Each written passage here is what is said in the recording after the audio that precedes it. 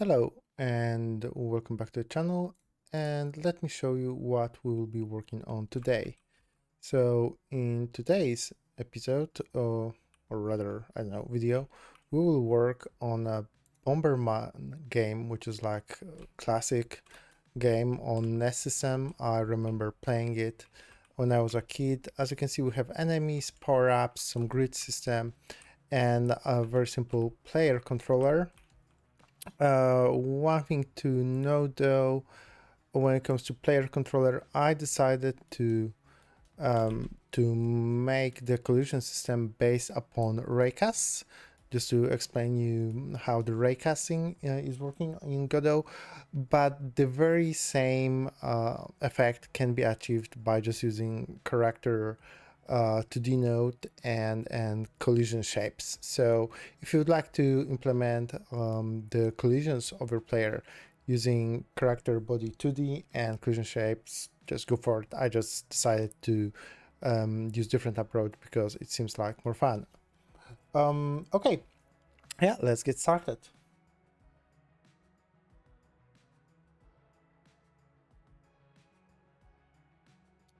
Let's get started by doing some setup and initial preparation for the project. So as you can see, I am in Godot Project Manager. I'm using 4.4 Dev 4 version. The current version is 4.4 Dev 6. Yeah, let's hope that soon we'll get stable version. So let's create new project. Let's go to where I have my projects. Select current project, and I'm gonna call this Bomberman tutorial. Okay, and that's gonna also create a folder. Version control metadata git is fine. I will post it on GitHub. Also, the render doesn't really matter. Compatibility is fine for that game. Let's create an edit. And I'm gonna start by bringing in the assets. So let me find those in a file manager. And I'm gonna start by using mouse highlight so you can see where I am. Yeah, let's create new folder, assets, and I'm just gonna grab everything from here and drop it here. So to discuss the assets very shortly, what I did is I just created separate sprites for power-ups because it's easier. Those could also be created by using the text region, and here we have some sprites for our game. So this is like an atlas. If you don't know, atlas is one image with a spreadsheet of sheet of sprites. So this way the sprites can get loaded into game memory just once. So we have our assets in place. Let's start by actually working on our project settings. So one thing that I would like to set first is the environment color, which I believe should be some kind of greenish. The one I used here is 408700, I think. Yeah, and we have that nice green background. Then other thing I would like to see set is the window behavior. So going to window, I will change the stretch mode from disable to canvas item and aspect keep. And then the last thing, I'm gonna already set the input map for everything that we do. This is gonna be rather simple, and it's gonna define the possible actions that the player can do while playing our game. So let's define right action, left action, up action, down action, and place bomb action. And these are going to be D, A, W, S, and space. And this is everything that we needed for now. So I believe that in the next section we'll start working on our simple grid for our level.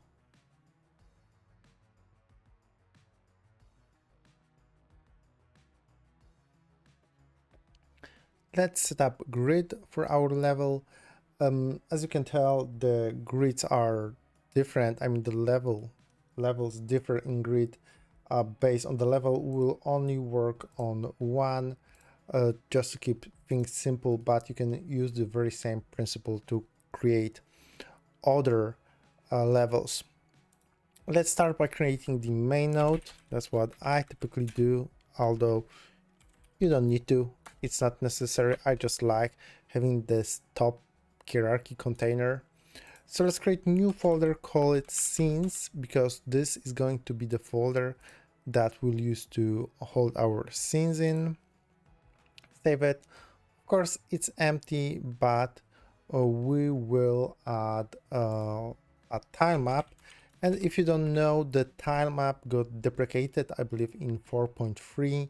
Instead, to create different tilemap layers and tilemaps at all, we are using tilemap layer. So let's create one. First thing we need to do is to create a tile set. So let's create new tile set. This is going to change the options available here at the bottom. We can create a tile set, and to do that, we need to provide a tile set resource. So let's grab and drag and drop sprites into there. It's gonna tell us, the Godot is gonna inform us that the atlas sector was modified, and we'll agree to that. Let's check this. We will only need one tile really, which is that one, right? And basically from the very beginning we can start painting.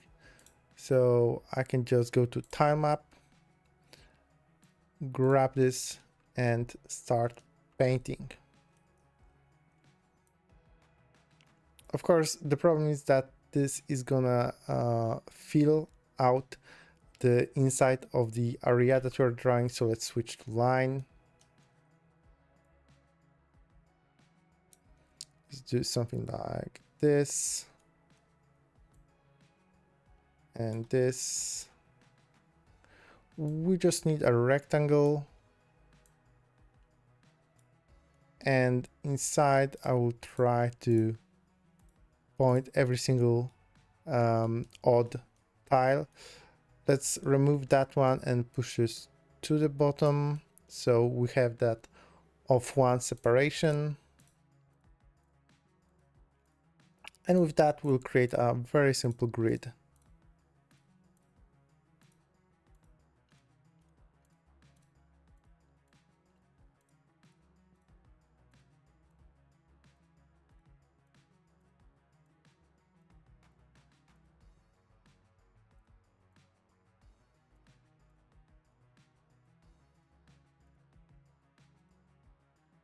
And to make it complete, I can just remove that and that.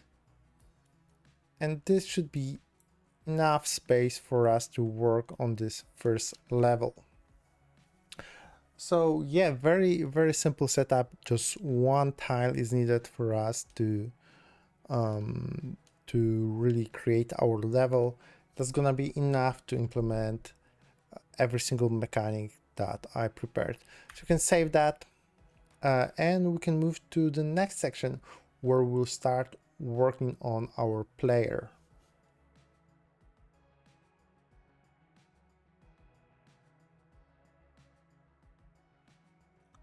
Let's start working on our player. So let's go to scene, create new scene, and as a root node, I'm gonna use area 2D. Just a reminder, I'm gonna do the collision system based on raycasting. The very same effect you can achieve with just character body and working with velocity and collision shape. So alternatively to that, you could use character body. I'm just using area 2D, and I'm gonna use raycast based collision because I just wanted to show you something different. So area 2D, we will need animated sprites, and we will need collision shape. And we can name this player and just save it in scenes. Let's start by setting the animation player. So let's create new sprite frames. Click on it, and that's gonna open sprite frames. And we will have to set up a few animations here for our player. So I'm gonna change this and say we need walk down, we need walk left. Oh, that should be walk down, walk left, walk right, walk up, and die animation. To create our animations, we'll choose add frames from sprite sheet option, which is like this little white grid. And why is mouse highlight not working? Oh, now it is. Go to assets, choose the sprites. And the only thing we need to change here is the size, which should be 16 pixels by 16 pixels. We can zoom in by holding Control and scrolling on a mouse, and then use the middle button to scroll. And we have to start with, I believe we choose walk down. So walk down is gonna be this one because he's facing us, right? So let's add those frames, and we can zoom here. We can see that the image is blurry. This is due to the filter applied to a texture in Godot. If we can go to texture filter in our inspector and change it to nearest, you can see that the pixels are getting sharpened. But we can also go to project settings, and since all of our assets are pixel based, we can go to general setting, search for texture, rendering textures, and default texture filter should be set to nearest, and that's gonna apply to every single asset in our game. So now this is fixed, and if I play this, I can see our simple animation playing, although it's a little bit slow for my liking. So I believe that I'm gonna bump the speed to 10 FPS. And if I play this, now it's a little bit better. You can adjust it based on what you think is right for you. Let's do the same for walk left. As you can see, the size of the pixels was remembered, which is nice. So we're walking left. The same goes for right.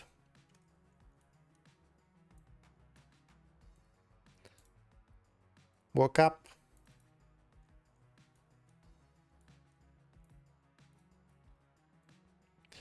And finally die.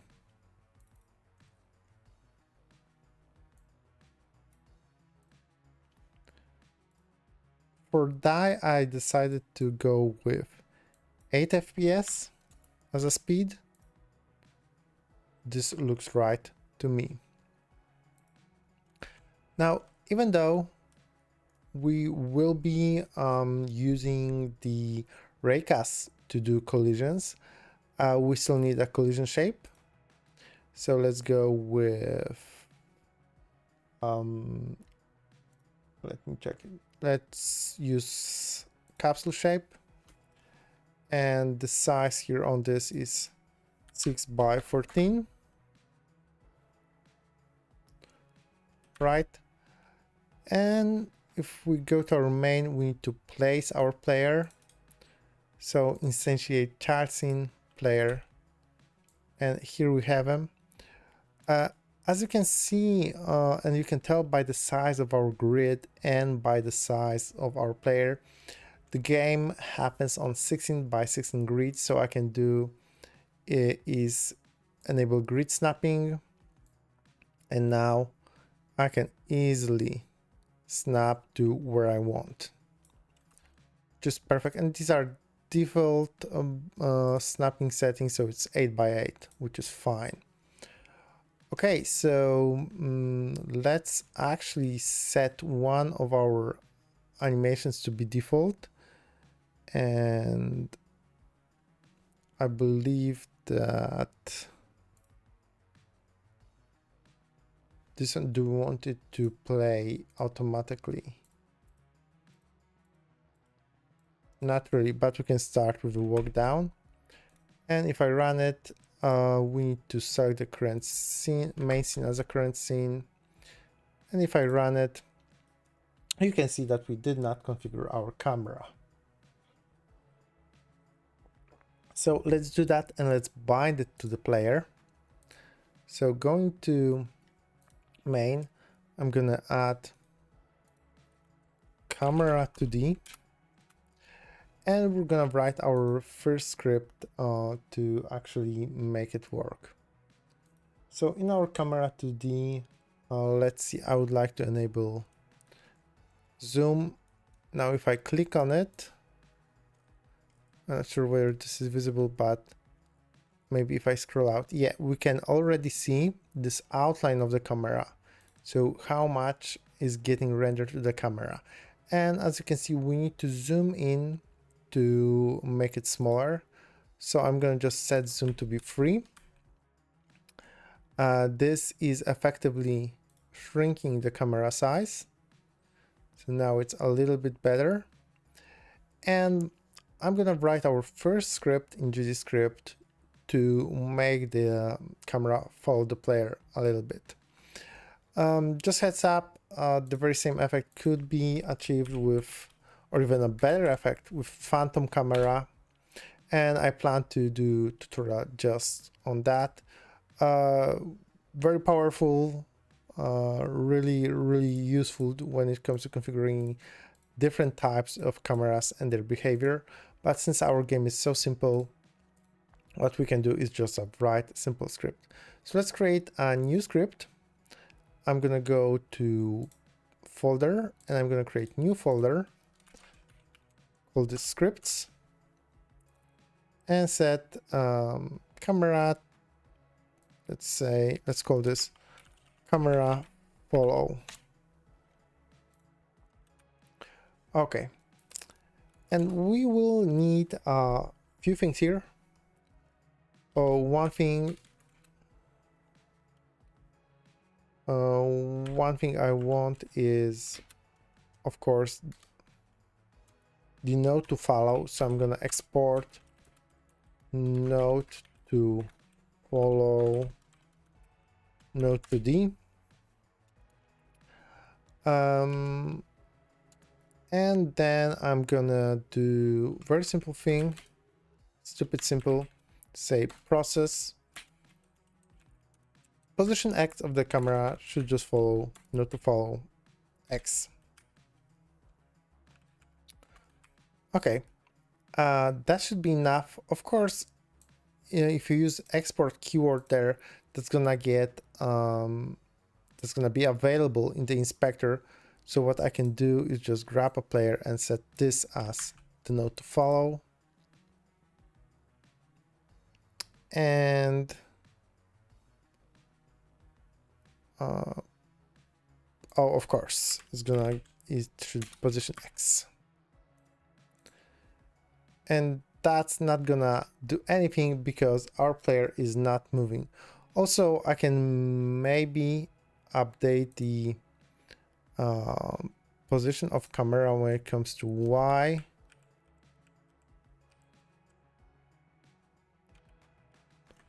Just so it's more centered. Okay, cool. So then we have it. We have initial setup of the camera. Also, what we could do is maybe push that a little bit.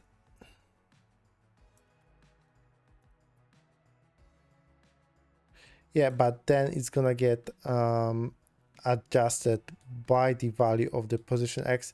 So it's not gonna start in the corner. So to solve that issue, I can read the initial value of the camera. So this is gonna be initial X, and that initial X is going to be position X, and then I can just add initial X.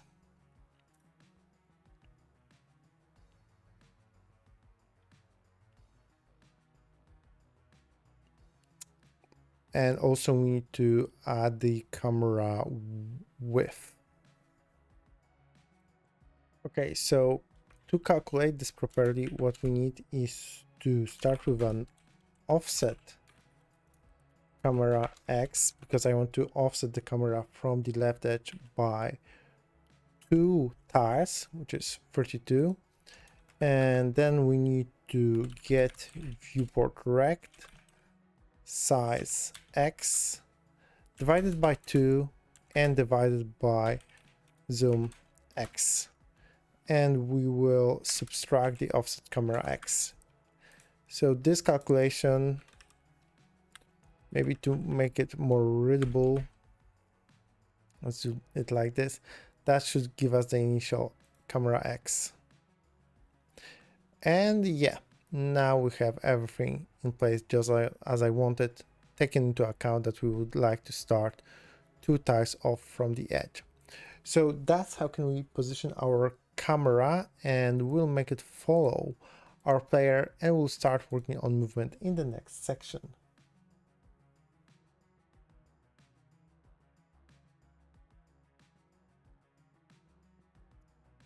In this section, we will handle players' movement and also collision system based on the raycasts. Again, if you'd like your collision system for a player to be based upon character body 2D, velocity, and stuff like that, go for it. This is just like alternative way to do this. So let's start by creating a player script, and let's move it into scripts folder. I'll start by adding class name, player, and by defining current movement.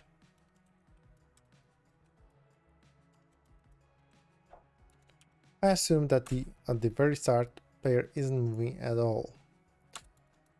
Then what we need is to create movement speed, so I will export that.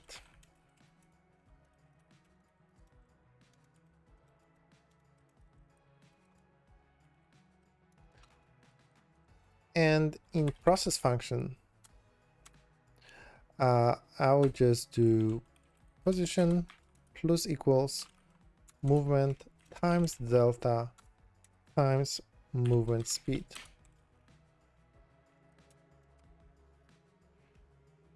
And that's all we need for now. Of course, that's not gonna impact anything because we are not defining the movement, and its initial value is of course 0. And maybe let me try and okay. Next step is to get the reference to the node responsible for the animation, which is animated sprite 2D. So I can drag, hold Control, and then press down, and we get the onReady reference for that.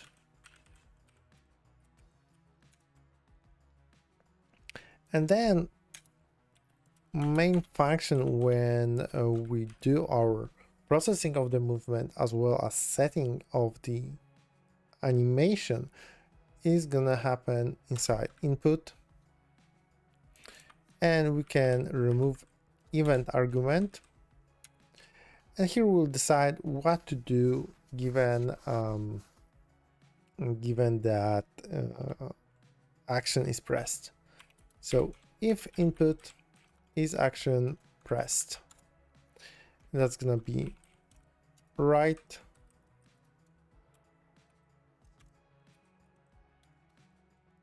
Very simple thing, we'll just set the movement vector to be vector to right, and we'll say animated sprite to the play walk right, and we need to handle all the cases.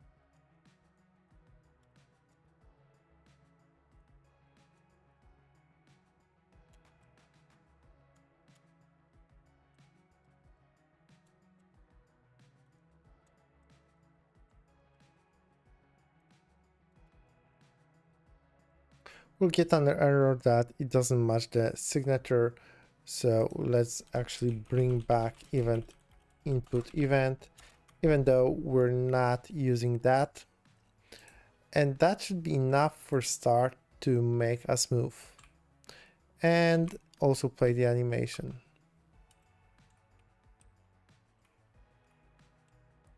But the problem is that if I press the key on the keyboard once, it's gonna continue the animation. I would prefer for it to keep on being pressed to change the movement.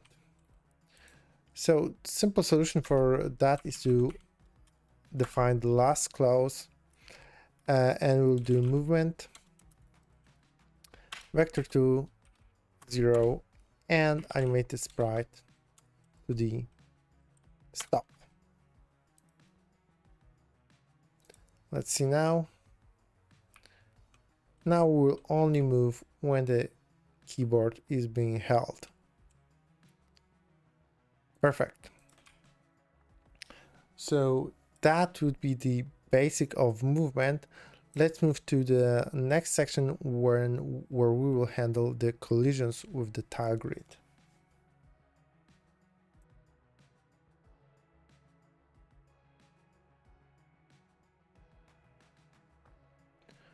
To define the collisions in our game for our player and tile grid, we'll need two things. First, let's define that the tiles actually can be collided with. So go to Tilemap Layer, change the selection at the bottom to tile set, and first what we need is to go to physics, to click on the tile set and then find physics layers and add element, and let's say that our collision layer is 2 and it's colliding with collision layer 1.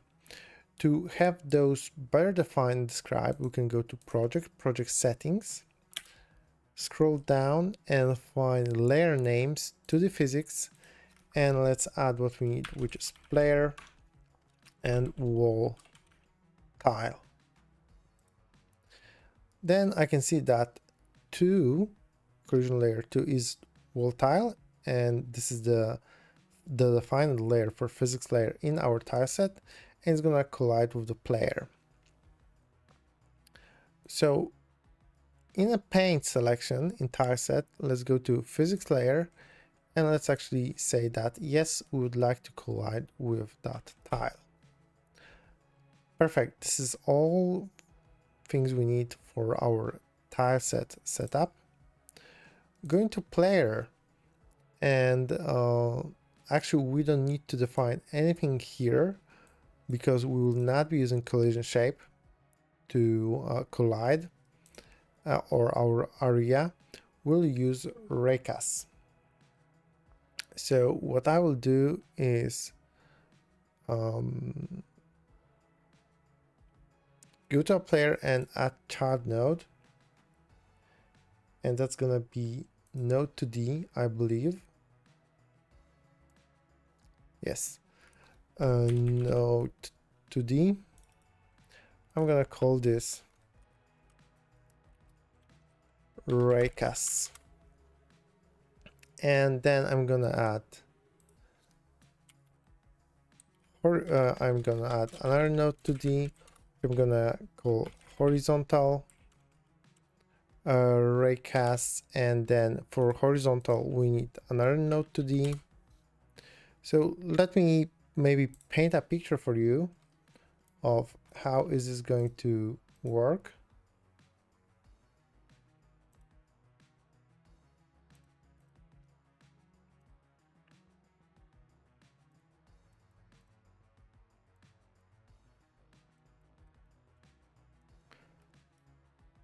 We will have our player,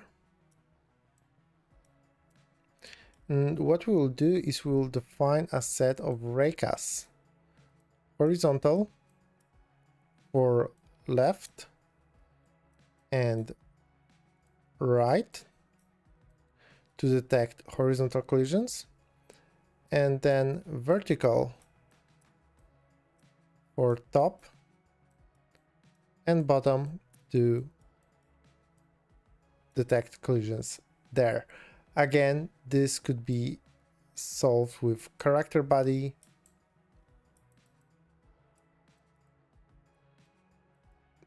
body 2D. I'm just doing it other way because I can. So we'll define a pairs of raycasts to detect collision, and we need a pair because we need to detect upper or lower edge or left or right edge of our sprite.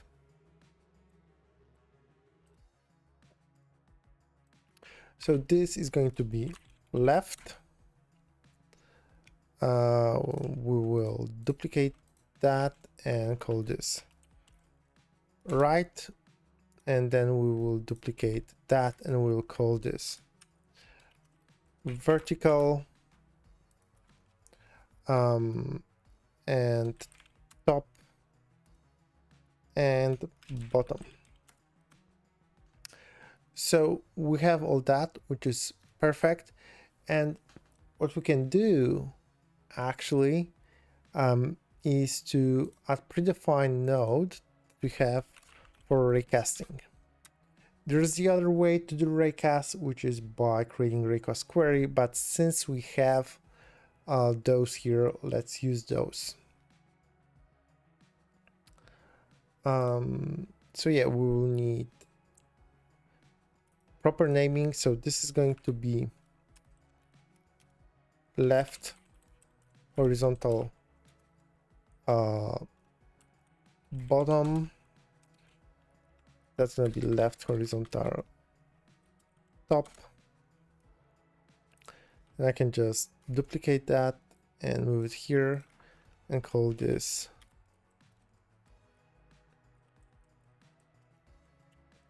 right horizontal bottom and right horizontal top. Add another raycast here, call this top vertical right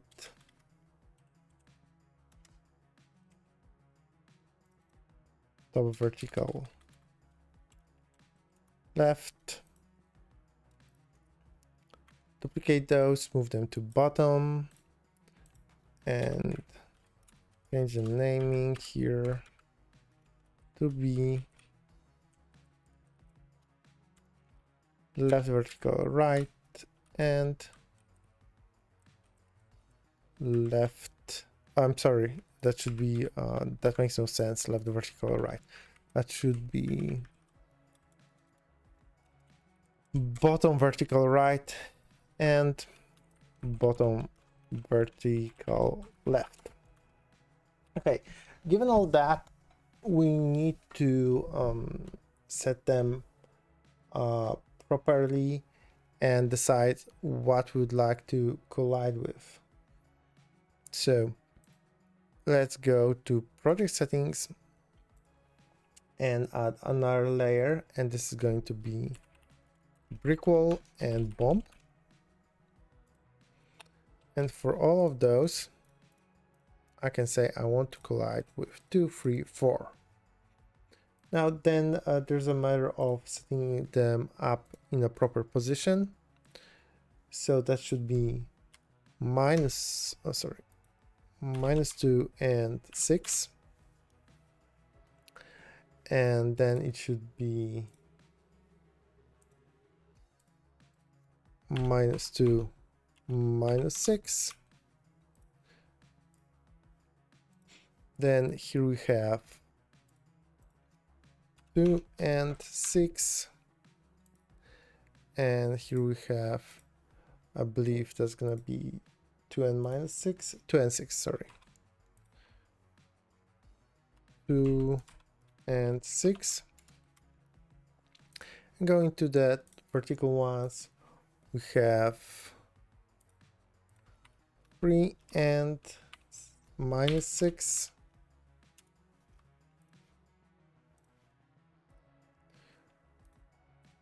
-3, -6.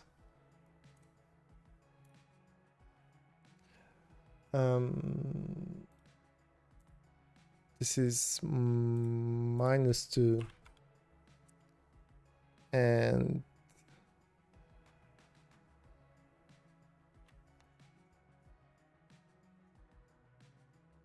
am I doing this correctly? Also, this is -2 and 6. This is -2, -6. Right horizontal bottom should be, sorry, this should be other way around. Right horizontal bottom should be, this is 2 and 6, and this is 2 and -6, of course. Top vertical right is 2 and -6.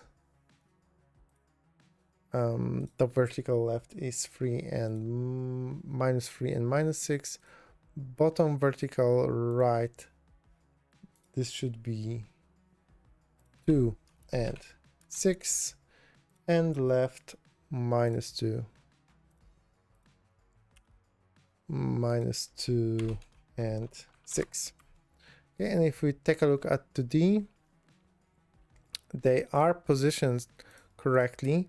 The thing that is not correct is, of course, the way they're facing, so the target position. So going from the top, the target position should be -2 and 0.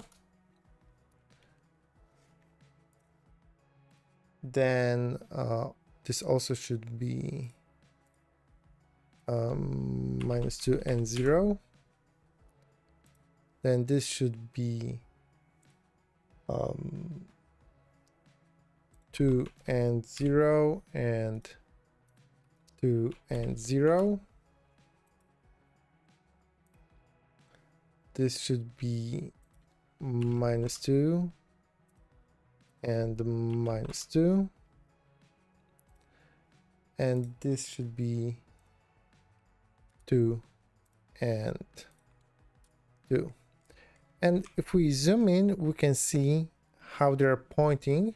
So in each corner we have 2 raycasts pointing either horizontally or vertically to detect the collision. And then what we can do is write a script to handle the collision. So I'm going to just call this Raycasts, I guess. Let's go to scripts, Raycasts. And yeah, let's open the script. So I'm going to say this is Raycasts.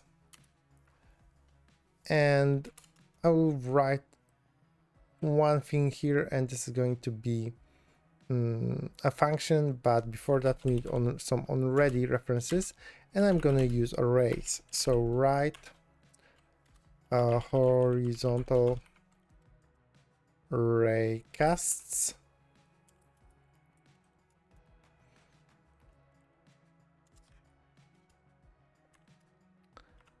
and I'm gonna get references for that. So write horizontal. I can just drag the names here. Then we do the same for left horizontal.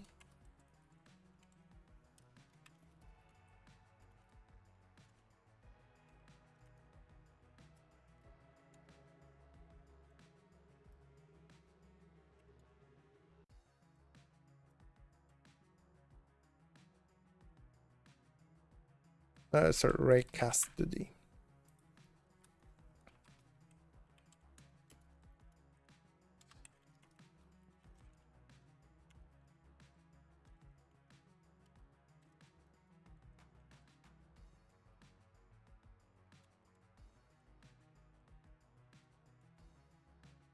And this is top vertical.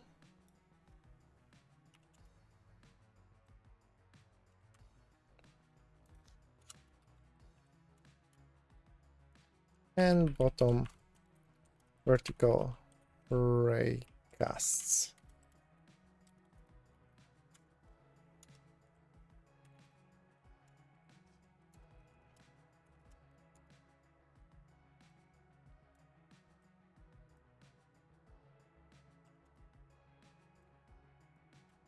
And these are all the references that we need, which is great because then we can just write one simple collision here, collision function. So check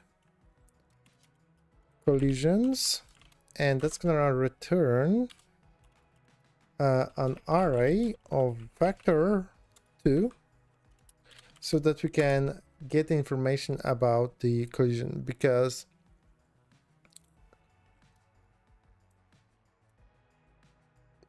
we can collide with many things at the very same time.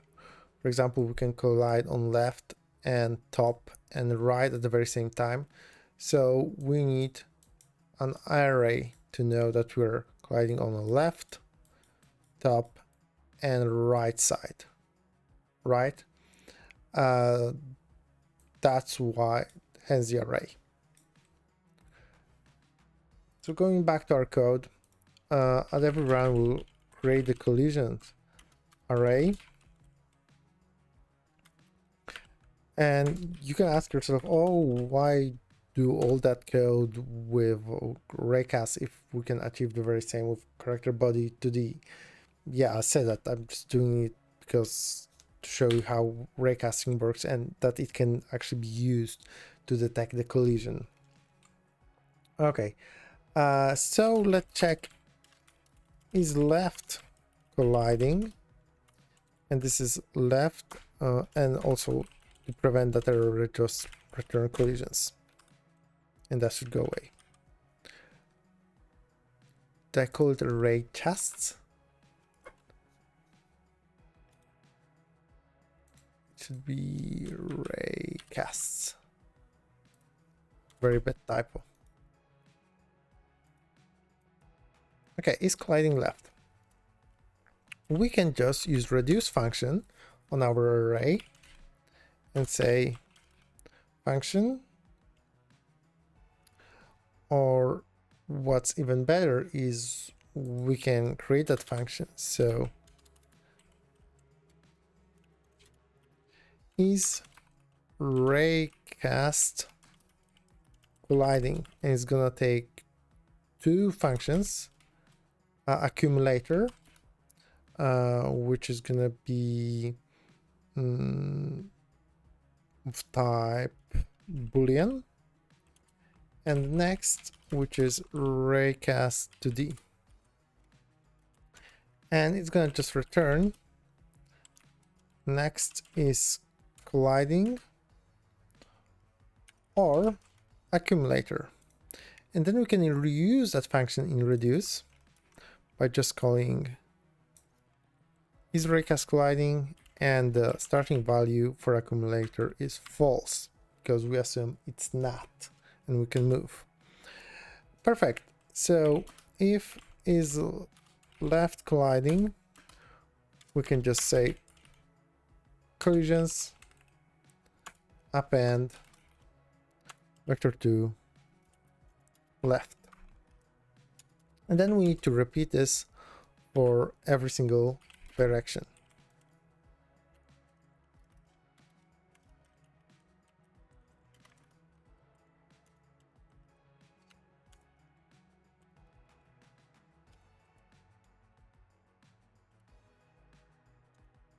And as you can see, important thing here is that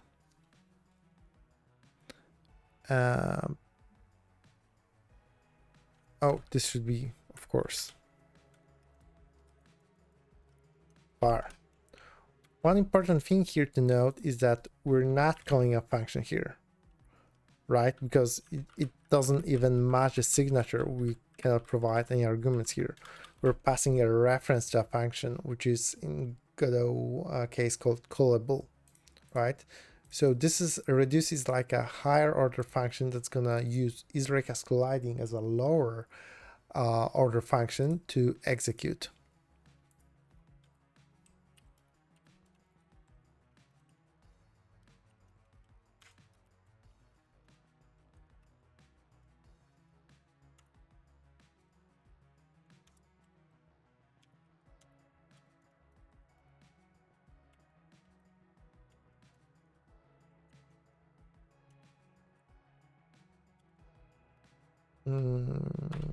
The vertical reduce is Raycast colliding false, and if it is, we do the same thing.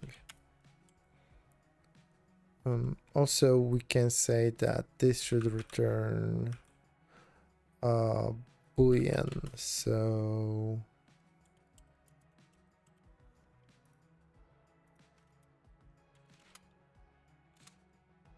okay, is stop colliding. Then we do collisions append vector2 up, and if is var is bottom colliding.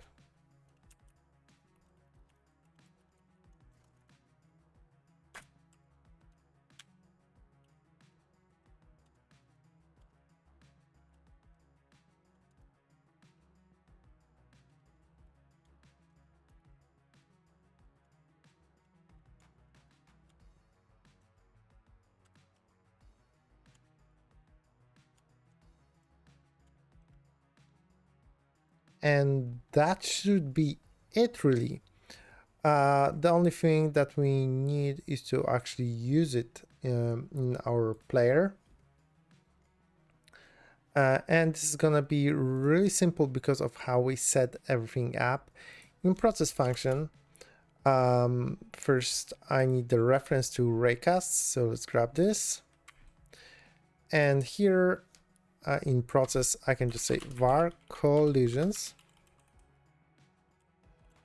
is equal to Raycast check collisions, and if collisions has movement, so if current movement vector is in our collisions, do not execute the change of the position.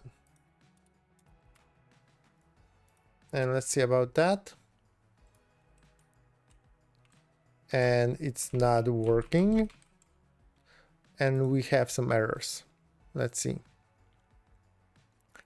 Error calling metal cannot convert argument 2 from object to object. Failed returning variant.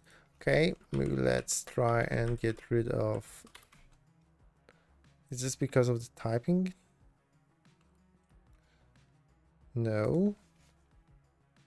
My bad. This should of course be Raycast 2D. I hope you catch that. And now we have no errors, and now we can see that the collision works perfectly. Also, as you can see, we have a little bit of overlap of the player and the tile. I did this just to give our player some wiggle room and not be as strict when it comes to movement requirements, so it's easier to fit between the holes in the grid. You can of course reduce this by going to Raycast and changing the target position. The closer the more outside we push it, the longer we make the target position, the more strict the movement is gonna get. But I believe this is fine for now. So this is how we can get this working without using character body and by just using area. So yeah, this is pretty cool, I guess. And we have the basics of our movement set up with collisions. So I believe the next place to go for us is to do the brick wall. Yeah, so that we can place it on our grid. See you in the next section.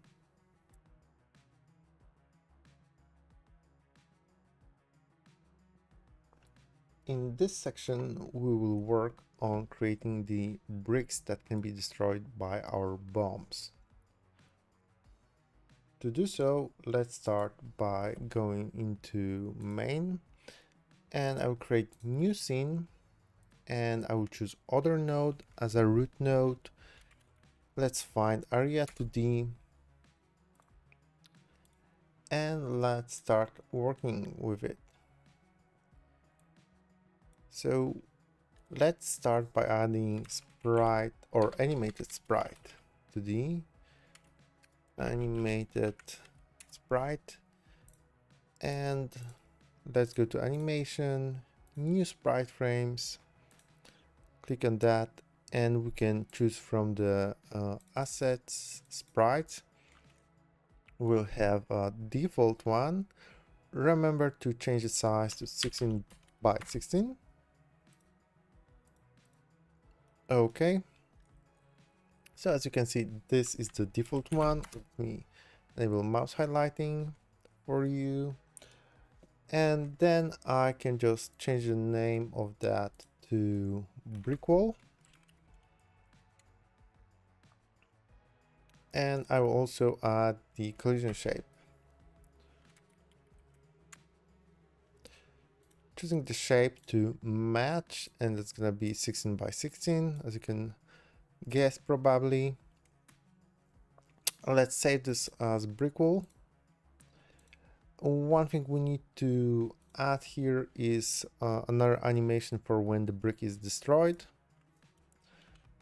Destroy, and let's see, let's go to our sprites and select all of those sprites. We don't need it to loop because we'll only play this once. Let's run it. Yeah, that's good enough for me. We can maybe play with a speed a little bit here, but it doesn't really matter. So what we need is to add a simple script.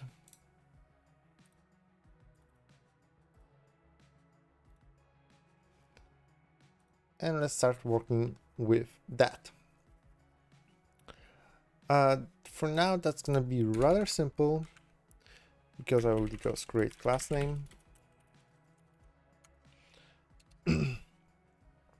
And let's also connect to when, or let's start by bringing a destroy function. So func destroy animated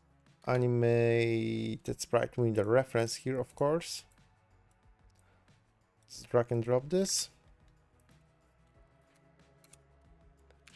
Play destroy.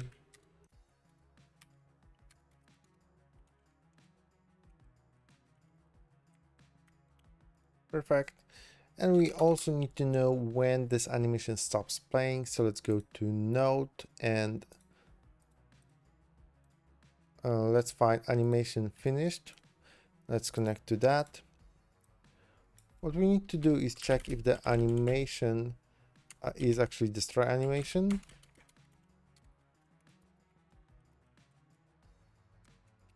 And let's just call QE3 for now. And that should be enough, really.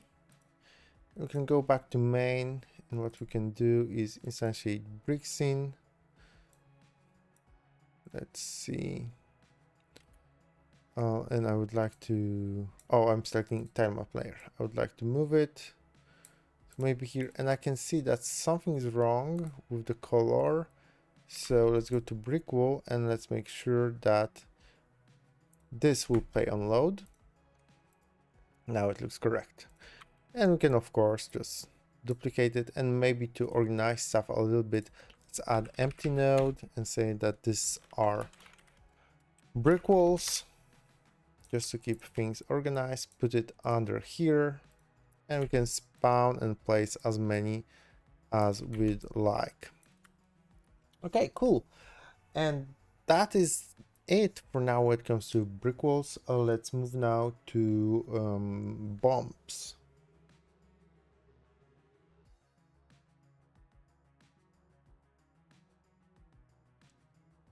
So let's discuss placing bombs. So we have to do a few things here. One thing is to remember that we're working with the tile size of 16.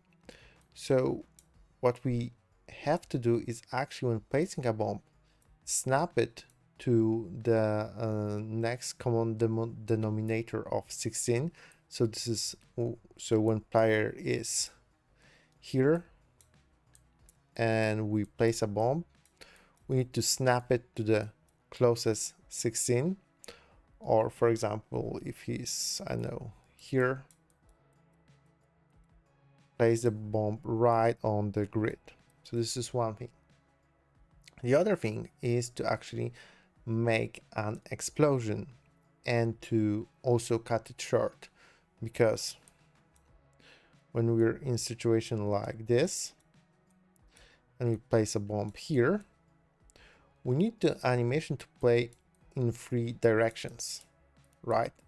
But not to play into the wall. The other thing we need to remember is that the, let's switch the color. The explosions can have different size because of power-ups. We will work on power-ups, and one power-up actually extends the range of explosion. So it might go like this, like, I don't know, 1 tile, or maybe 2 tiles. And also the third, I believe, most complex scenario is when we have the tiles set up like this. We place a bomb right here. Its max explosion is actually 2, but here it will hit the wall. So here we should play only explosion in 1 tile, and then here maybe 2 or 3 tiles. So we have few things to remember here. The correct placement of the bomb, that the range of the bomb, the range of the explosion can be manipulated, and that we need to take account when playing the explosion the possible tiles and walls around the bomb. Okay, with all that information in mind, let's start by creating simple scene. Let's use area 2D and let's call this bomb, and I will save it. What we'll need here are 3 nodes, animated sprite 2D, the collision shape, and then a timer.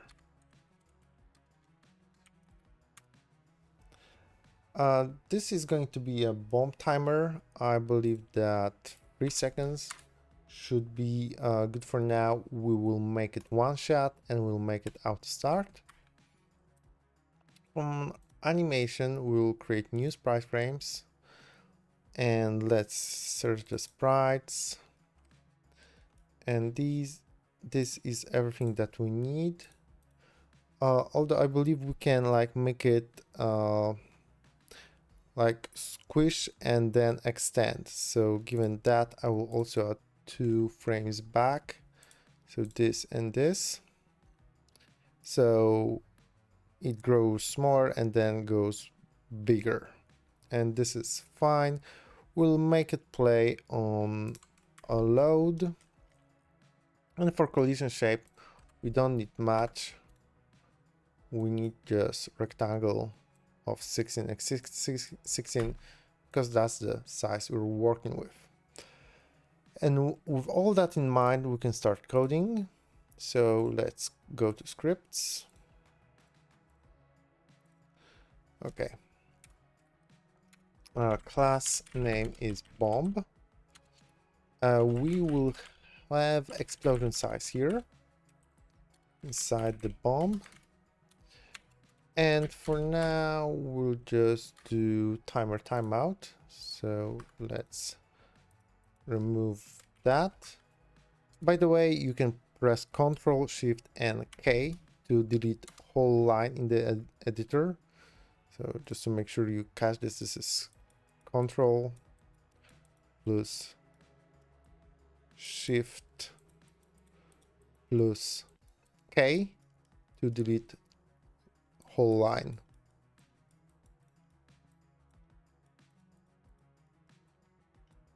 Line delete. Okay. So let's do the timeout. And for now, we will just QE3. Because with that scene created, we need to give our player possibility to actually place the bomb. So going back to our player, we could add that code inside where we're handling the movement, but I would rather not. I would rather have this separated. So instead, we will go to add child node and create empty node and call this bomb placement system. And let's create the script for that.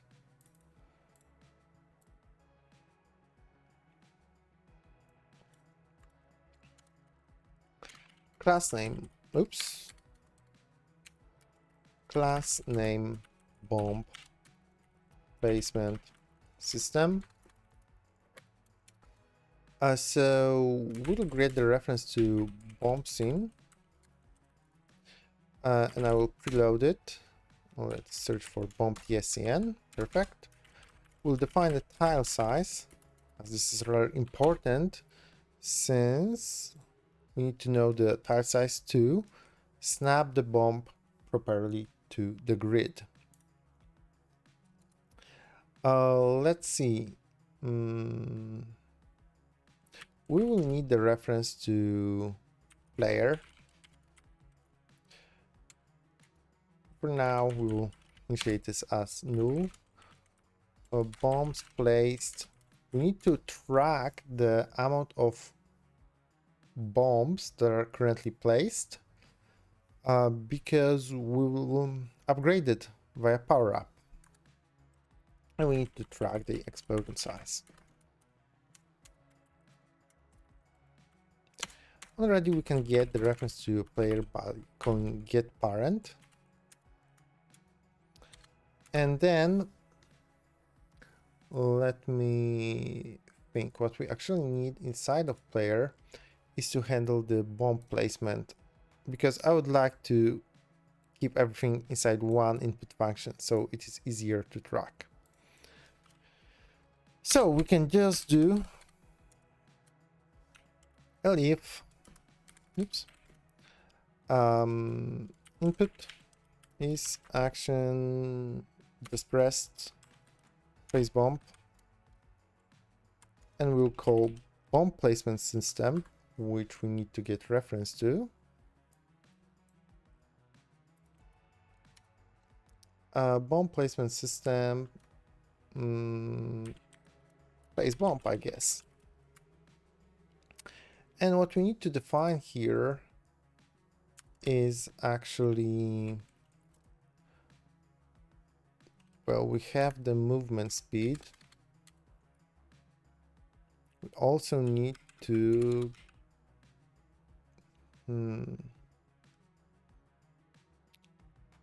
we can place max bombs at once here and define it as 1. And yeah, I believe that's all.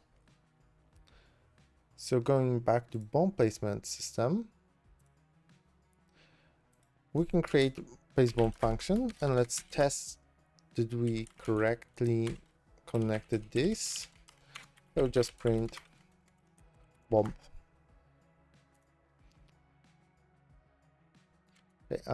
Yeah, we are actually calling this correctly. Perfect. Okay. Let's see. If bombs place are equal to player max bombs at once, we will not place any more bombs. Else we'll instantiate bomb via bomb scene, and we'll get the player position. We can do just player position, and then we need to calculate oh, that shouldn't be assignment. We need to calculate the correct position for our bomb. So both for y and x x value, we need to place it on the grid. So to do that, we need to round the bomb position to the nearest 16. And you can do that rather easily with basic math, because let's find some place here. Because what we can do is, for example, take number like, I don't know, 25, divided it by 16, right? And this is going to give us the value of 1 and 9 of 16, and this part is more than 50%. So if we call round on this, it's gonna round to number 2. And then, since we need to round to nearest 16, we just multiply this by tile size, which is 16 again, which gives us 32. The same calculation can be done with, for example, I don't know, if the position is 17, then dividing this by 16 will give 1 and 1/16, 1/16. I don't know how to say it correctly in English, but this rounded will give us 1 because this part is less than 50%, and times 16 is 16. So we just divide by the number we want to round to, and then multiply it back. So, oops, this will look like bomb position is equal to vector2 round player position x divided by tile size times tile size, and then we can copy all of that, paste it here, and just change this to y. And this should be our bomb position, right?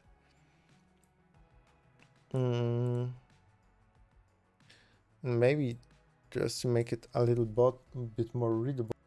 To make it a little bit more readable, I can just do something like this, right? And then make this code multi-line. All right, so it's easier to read and for you to see, but it's still treated as a single line. Okay, then bomb position is of course bomb position, and we'll get tree, find the root, add the child bomb, and for now that should be it. What we need to do is increase the bombs placed, and we also need to know when the bomb explodes. So going back to our bomb, we have explosion size and we have on timer timeout. And what we can do is define a custom signal here.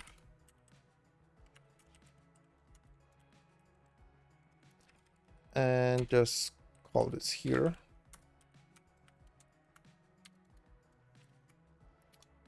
And then going back to our bomb placement system, I can say bomb. Oh, we don't even need that. We don't need that custom signal, because instead of using that custom signal, we have tree exiting signal, which is emitted just about the when the node is about to exit the tree, which like is associated with our bomb exploding in our case. So I can say bomb re-exiting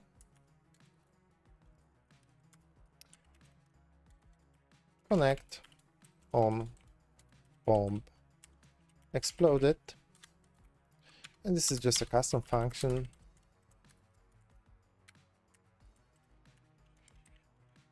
that will be very simple. Flow exploded, and it will decrease the amount of bombs placed, so we can place it back again. Let's see how this works. So okay, that seems like we're offsetting this. Now let's see why that might be. The Tilemap layer, is it itself offsetted somehow? It's not, but we can fix this in two ways. Let's see. Okay, so this is offset by 8 and 8, as you can see, because it's like on the edge. So I can go to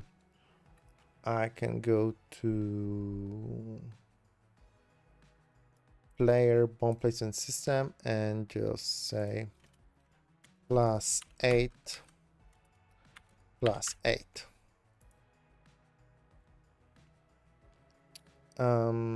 Let's see, vector and int. Oh, because it should be here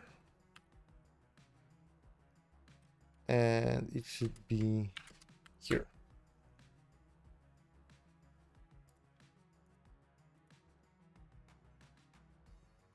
Yes, and now I can place the bomb. So let's stand here, like between the tires. And as you can see, it's gonna get placed right on the grid. And I can place only the next bomb whenever the previous exploded.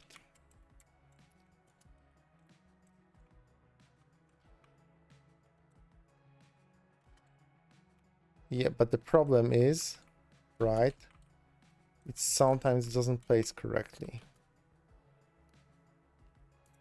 So what can we do with that? Let's remove those and let's figure out the way to fix this. So to fix that issue, what we can do is go to our main node, click on the tilemap layer, and we need to offset everything by -8. Let's move our player. Let's get all the bricks and move them in place.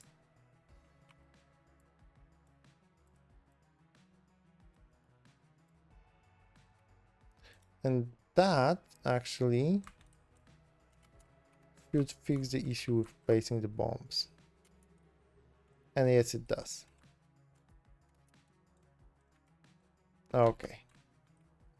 Oh, I can see that also one problem we have is that we're not colliding with bricks. So let's fix this too. Let's find our player. Let's check its collision. Okay, so it is a player. Oh, it's for the Raycast because we're using Raycast to collide, right? So bomb, brick wall, and wall tile, but probably what we don't have is brick wall set to be on the correct layer. Yes. Okay. Let's try this now. And it still doesn't work. So let's check what that might be. One thing is we need to select all of our raycasts and make sure that collide with area is selected, because by default they only collide with bodies. Yeah. Now it's good. Okay, so in the next section we will handle the explosion of our bomb. See you there.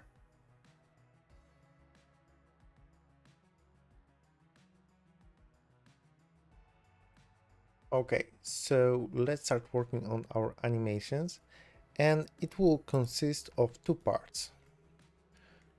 We'll have central animation scene. It's going to be like the center, and then it will calculate and spawn directional explosions. So how far can go in left, right, and down direction. So let's start with the center.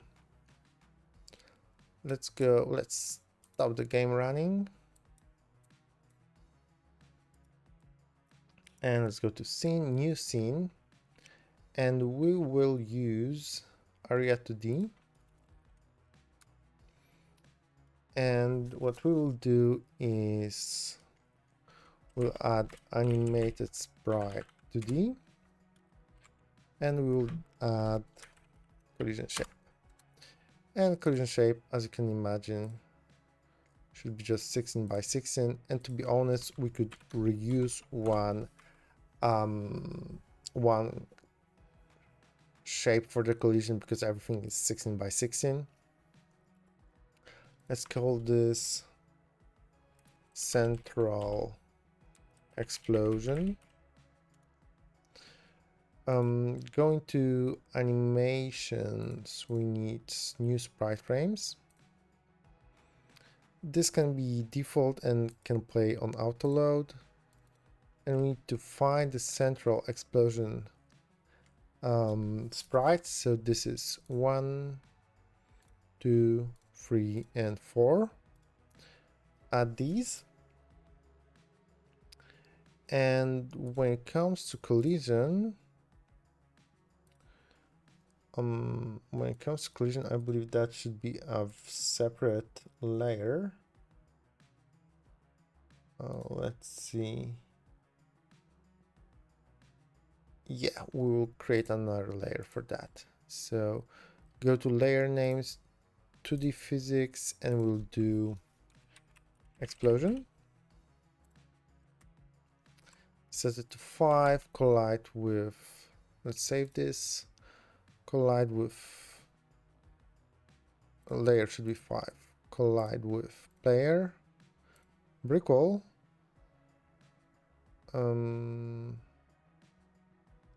and enemies, which should be probably 6.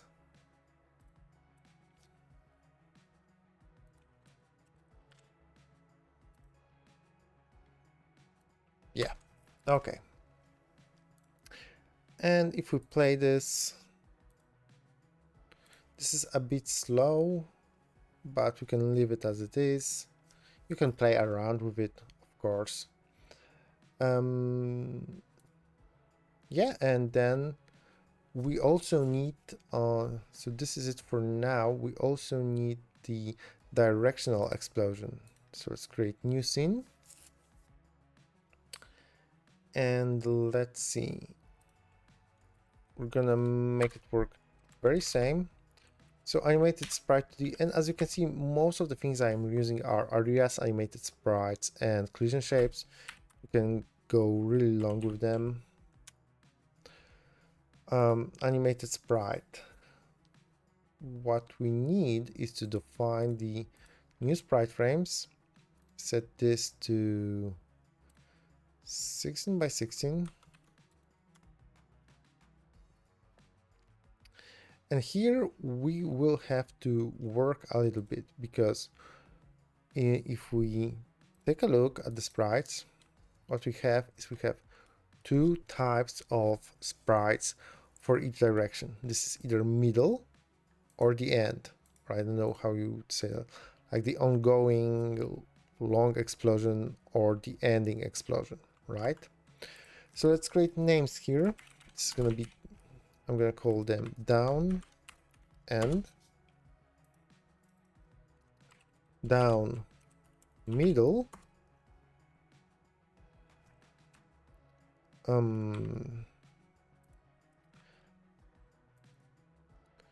left end, left middle, right end, right middle, and the last one is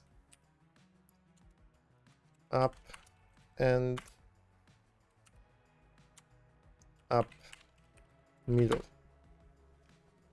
And for each we need to create proper animation. So down end, this is down, and this is the last sprite. So this is down end, 4 frames. Then down middle, this is down and this is middle, at 4 frames. Then we have left end, so left end, left middle,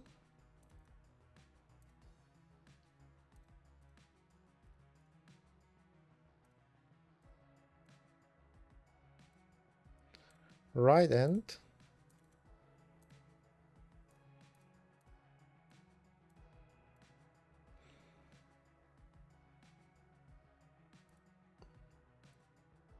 right middle,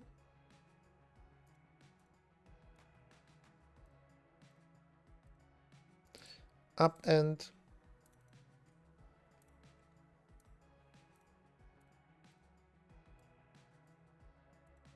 and up middle.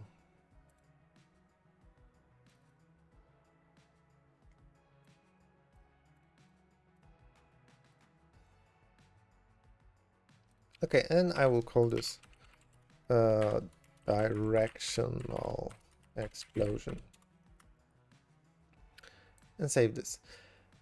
And the code for this should be rather simple.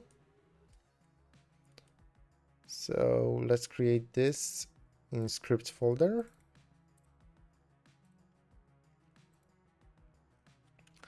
And let's give it a class name.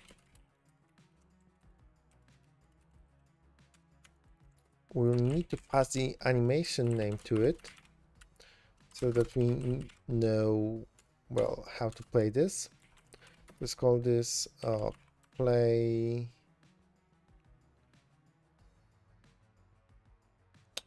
Do we need that function? Not really, and we don't need that. But what we need to know is about the aria entered. So let's connect to that.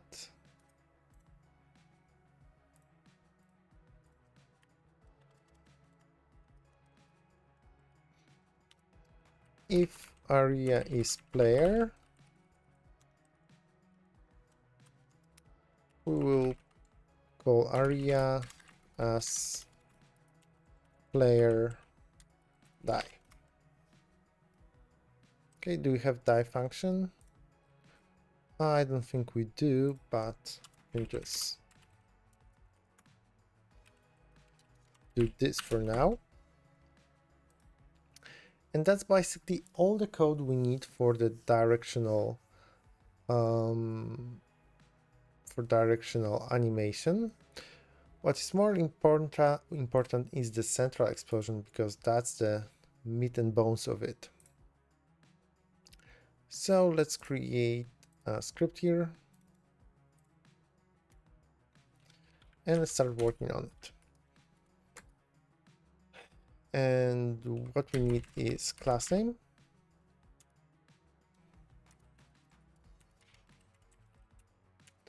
And we will need a set of raycasts. So let's create node2d, call this raycasts, and we'll use those to check the directions of, let me show you again.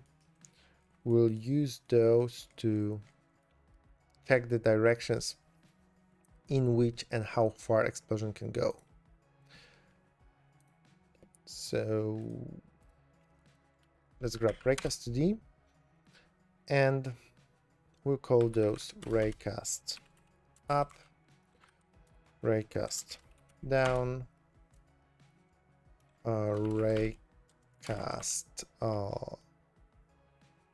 right, and raycast left. And oops, raycast left. And let's just move this here so it should go up, right, down, left. It really doesn't matter, but I'm being pedantic about it. I just want it to go, you know, clockwise, right? So up, right, down, left. Okay, with that, we need a reference to the scene, the directional explosion scene. Perfect. And we need the reference to raycasts. So on ready, raycasts, array of raycasts 2D, and we need reference here. So oops, raycast up, raycast right, raycast down, and raycast left.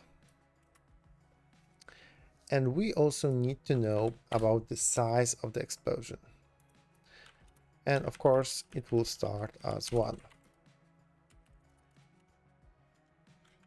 This is like, I don't know, explosion size for all directions. Okay, so what should happen on ready? We should play the animation really, not really, because we set it to autoplay. So what we should do is we should check Raycasts, and let's create that function.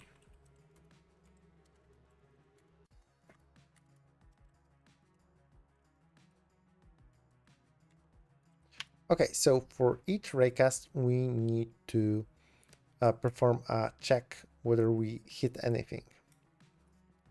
So let's start with up raycast, and this is going to be similar. First thing we're going to do is set the target position. So up raycast target position is equal to up raycast target position times size. And what's the starting target position for each? Well, let's set it. For raycast up, it should be 0 and one tile up, which is 0 and here -16, right? Because this is where the next animation would play. For raycast right, this is gonna be 0 and 16, and you can guess the drill. This is going to be 16, and this is gonna be -16 and 0. What's important is what we would like to check against: wall tile, brick wall, and yeah, that's it for now, because that's how we would check for the ties. We don't want to check whether we should kill anything here. Okay, so with that set up, let's start checking things. What we need to do for each is to force raycast update, because we changed the target position, right, via code, because the size can differ. So we need to force raycast update, which is going to update the raycast when we change its state, and we did with change of the target position. If up raycast is colliding, we'll call a function. We'll call this function create explosion for size, and the size is going to be size. The direction is going to be up, and we will also pass the vector 2 of 0 and -16. So what does it mean?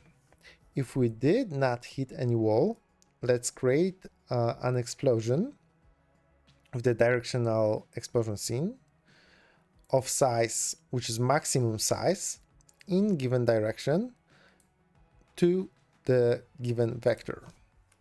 What is more important is what happens if we collide with something. Then we need to know how far was this thing that we collided with.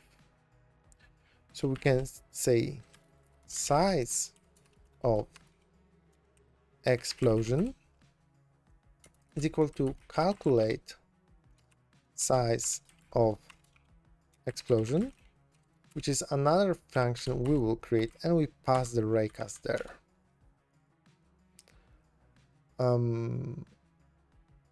Then what we need to do is get the collider, what we collided with.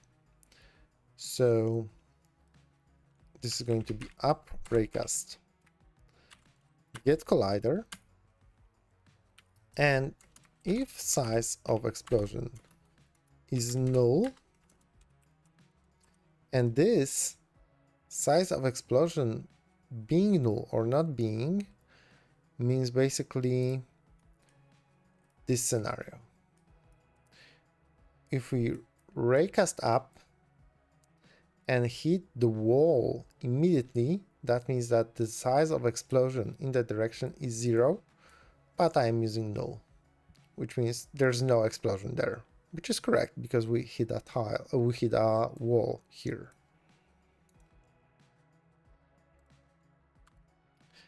If it's not, we will create explosion for size, and we will pass the new size of explosion in direction up and vector to 0 minus tile size. And then the last thing that we need to do is execute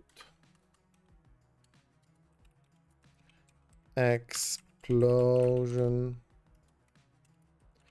collision, which is another custom function. So as you can see, we have 3 functions here to create explosion for size, calculate size of explosion, and execute explosion collision. So let's start with the first one.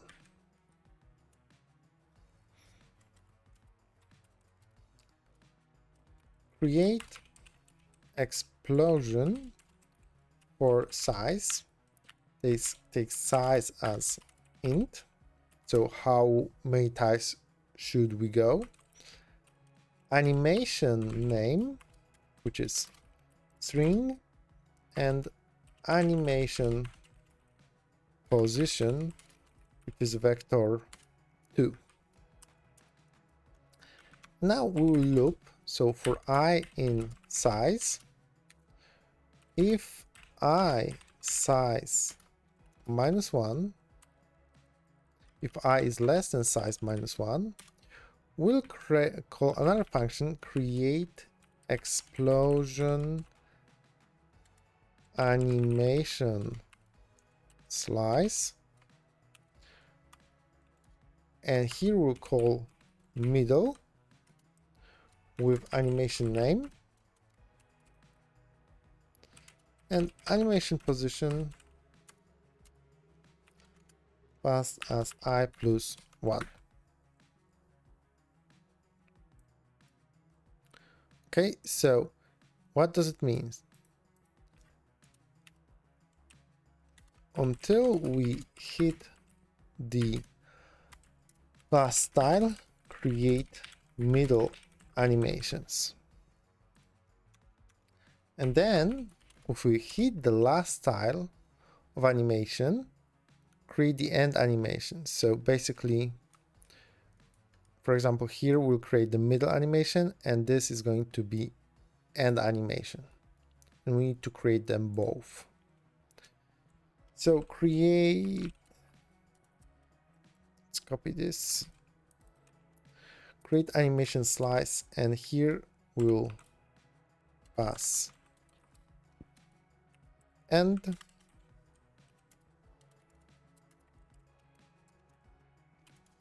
And then this is going to be very same animation position times I plus 1. Okay, so of course we need to create explosion animation slice function. Let's see, this isn't correct. And this is responsible for spawning those directional animations that we have here. So create explosion animation slice. It takes animation name and animation position.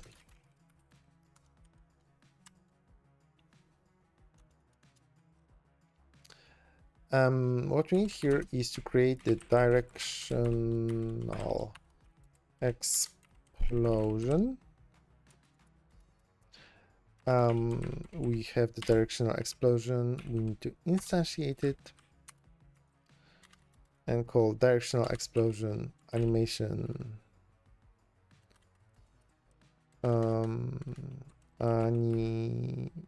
animation. See, it extends area to D. We would need access to animated sprite. So I will make this easier for me.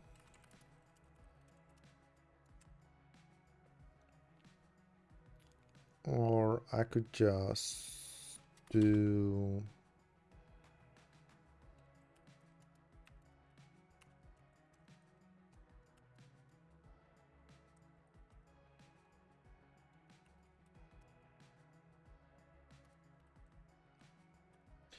get the reference to that.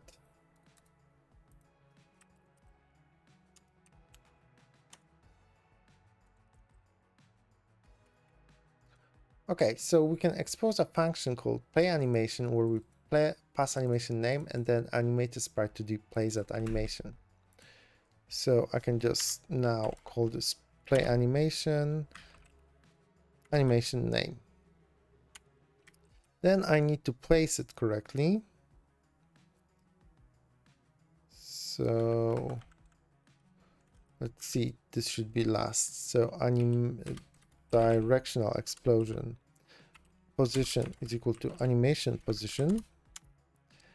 Then we need to add a child.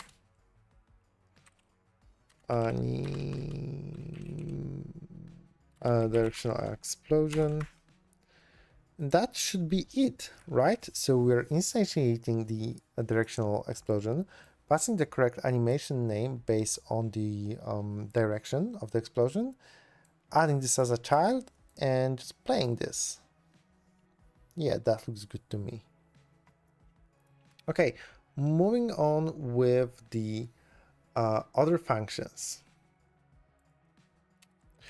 We need to calculate the size of the explosion based on the Raycast D. Okay, so what we can do is actually get the collider, Raycast. Tile size is not declared, another problem. It's not, but it's the same as everything else, so tile size is 16. Going back to that. Raycast, this is well, we actually need the collider here. So collider, this is Raycast get collider. And if collider is Tilemap layer, we need to find the collision point inside of the tilemap layer, because remember, we can hit either brick wall, right, or the tilemap. Change the color for that, or tilemap, and we don't know where we hit the tilemap because we need to find the position not of the tilemap as a whole system, but rather singular tile in it.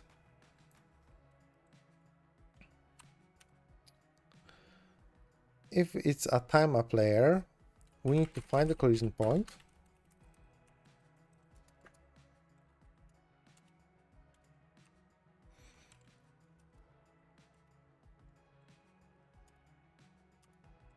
We need to find the tile position,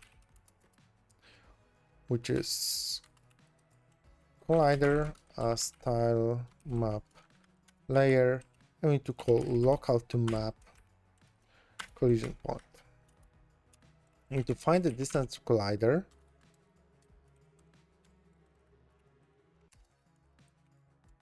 which is Raycast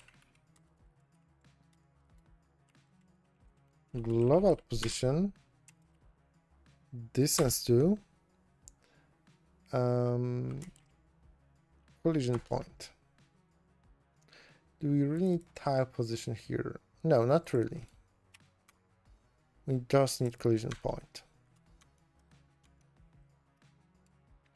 And then we need to find size of explosion before collider, which is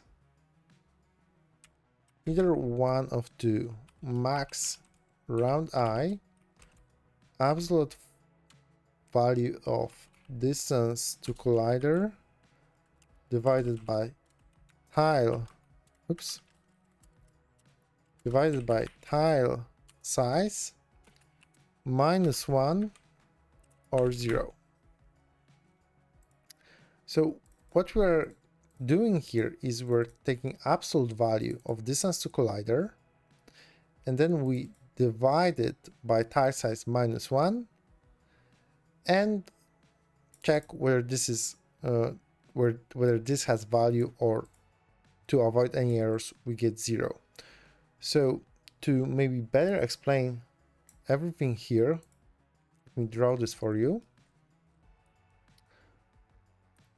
So we have a bomb, and here is like, let's say 16, another 16, and then here we have a tile, right? And we are saying that the size of explosion for our bomb is 3. So what we are doing is casting a ray in given direction and checking whether we hit anything. If we do hit anything, we need to calculate the distance between the bomb or central explosion, which are the same, and the collision point. And then, because the distance should always be positive, so we don't really need the absolute value here, we divide it by 16, right, to find the size, and we divide 1. Okay, and then I can just return the size, return size of explosion before collider. So we have that, and then we need to execute explosion collision, and this is very simple. This is just another case where we handle the brick wall. So function execute, let's copy this name, execute explosion collision with a collider as an object, and we just do if collider is brick wall, collider as brick wall destroy. And here we can call this with the collider.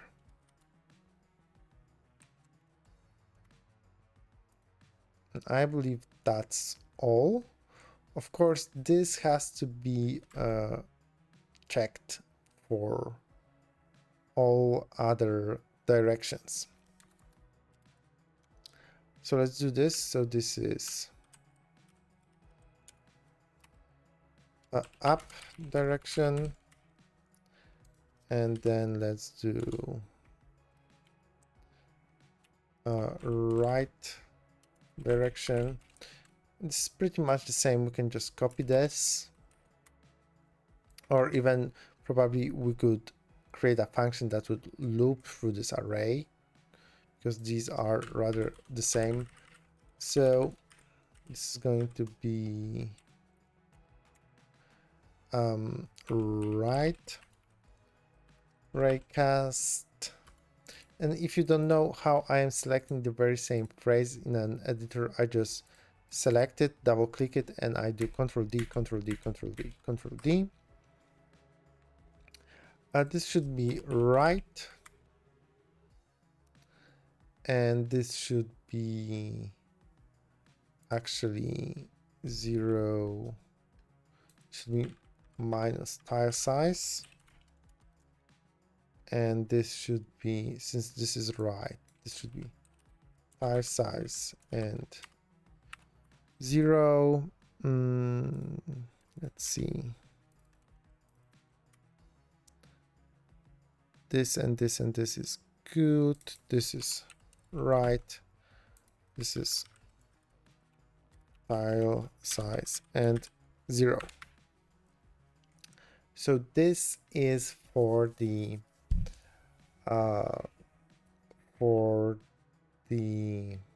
right direction, and let's actually try and make it into a function to not repeat ourselves.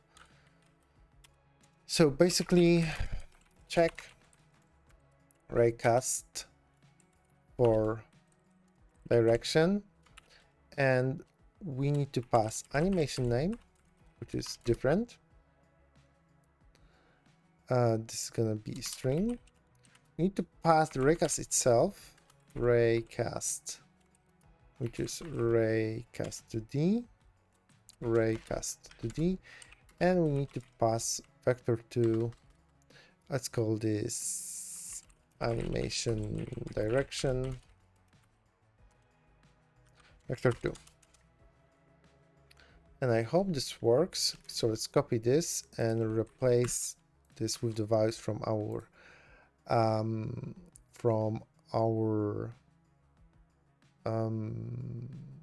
arguments. So this should be replaced by raycast.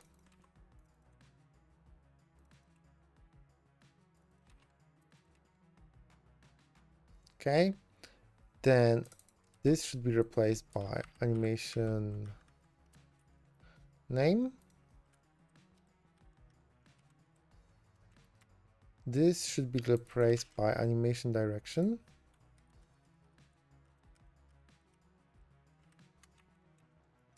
And we have our function for all the raycasts. Then I can get rid of that and say,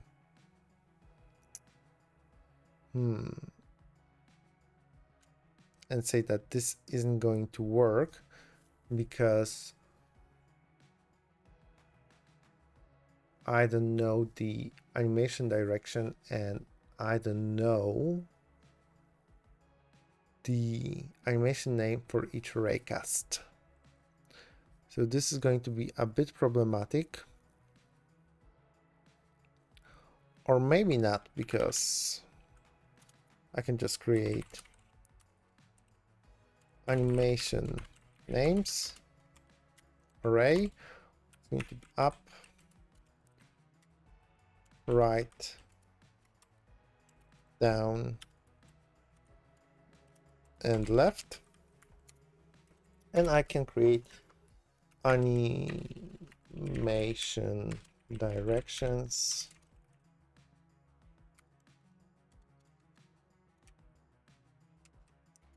and say that these are vector 2, which is 0 and minus tile size and 0.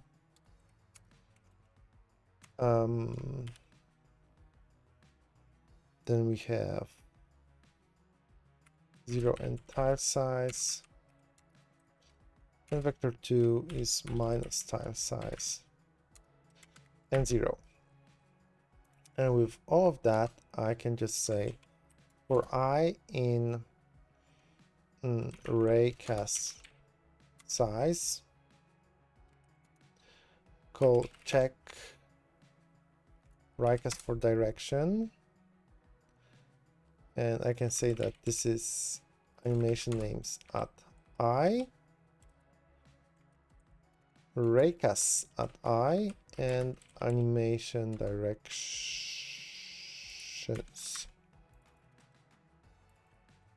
at I. And that should be good for I in. So we loop through the arrays. For each, we're checking raycast direction, checking whether we hit a brick wall or something else, creating the proper explosion for a given site, and executing the animation slice. And does it work? So I'm placing this, and we're not creating the central explosion, right? So going back to our bomb, what we need here is reference to, let's see, central explosion. And on timer timeout, what we need is to actually instantiate this.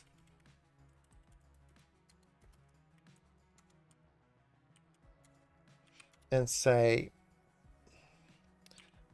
explosion position is equal to position.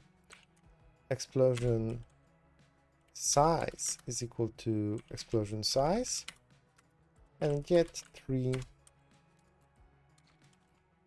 root add child explosion. And with all of that,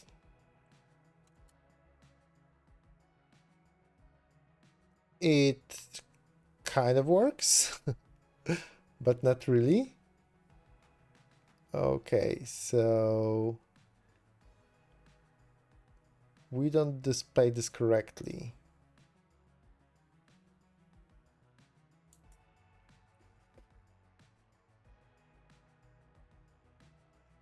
So as you can tell, our explosion isn't working too well. And what's more important, we get some issues here in the debugger. So let's look at those. Create explosion for size. So that function. String formatting error. So that means that this format is incorrect. And this is because we missed the S. That basically states that this value should be replaced by a string. So let's try this now.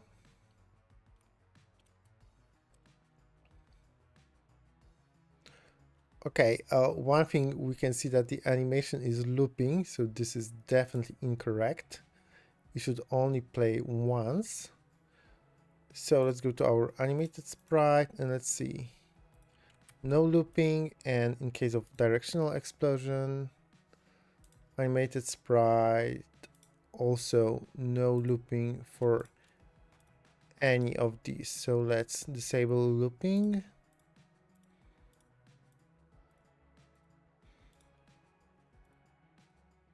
And now it should only play once.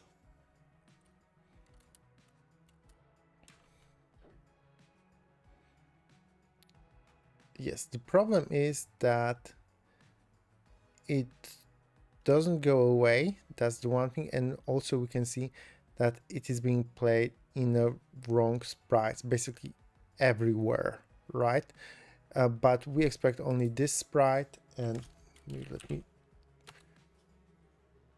go with mouse highlighting this and this sprite to play, right? Because those should be collisions. And I believe this might have something to do with how we set up our raycast. The collision mask for our raycast is set to collide with player, but it should collide with wall tile and brick wall. So let's make sure that each has the same setting here. And let's try this now. So I'm placing the bomb. And we get an error, which is good because that's something new from what we have. Max size of explosion before collider. Let's see, max round I. Cannot convert argument 1 from vector to float.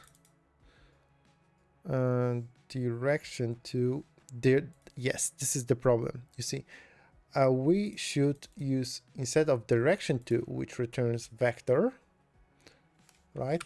We should use distance to.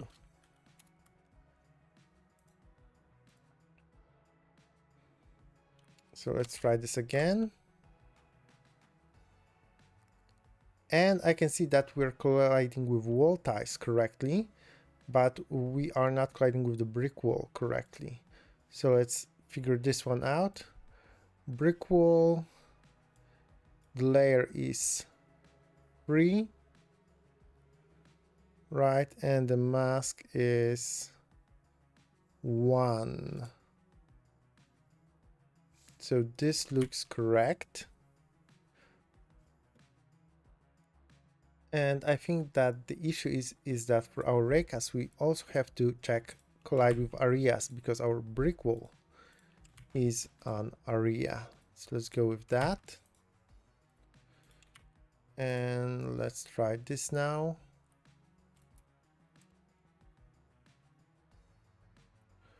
Perfect. And two things we need to do here. I think that we should speed up the animation a little bit to 10 FPS, and the same goes for the brick wall destroy animation. So let's make it 10 FPS. And then what else we need to do? We need to basically let go of the explosion once it finishes the animation. So we can just select the animated sprite node and grab animation finished and just say Q3.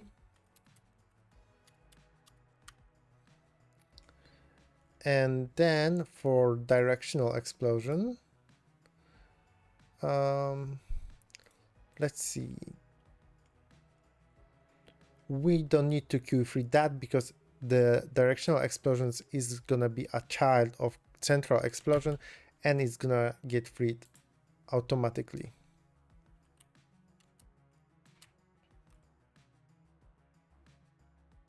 Perfect. And then, for example, placing it here or anywhere else, to be honest, should also work. And here we should see the explosion go in all 4 directions, but we didn't because left. Oh, does it work or is it just different animation? Something is wrong with the left animation, so let's check that. And that's directional explosion, animated sprite. Let's see. Yeah, we have one empty frame here. So let's just remove that. And let's try this again. And all should be in sync. Right, this looks way better. Okay, perfect. So we can handle explosions now and display the explosion animation correctly and destroy brick walls. And next step in our tutorial will be setting up the power up system.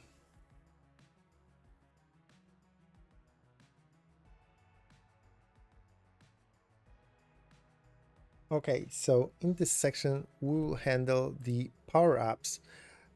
Basically what we have here is this simple feature whenever we destroy a brick wall, after it goes boom, you can grab some kind of power up from it. And the power ups that we implement is a bomb up, which means you can place more bombs at the very same time. Speed up, which temporarily makes you go faster. Then there's a range up and wall pass that allows you to pass through brick walls. So we have wall pass and range up or fire up. And we'll do that by using resources. So if you don't know what resources in Godot are, they're basically like scriptable objects in Unity. I mean, these are like resources that contain some kind of configuration or description for given feature or object. It is one of the ways you can just organize and stash your data in your game, and we'll use that to basically describe the power-up, its name, and the sprite we should display for it. So let me start by actually creating a global script. So let's go to project settings, globals, and we'll create new one. We will call this, utils. I don't know. I don't want the path. Okay, create utils GD in scripts.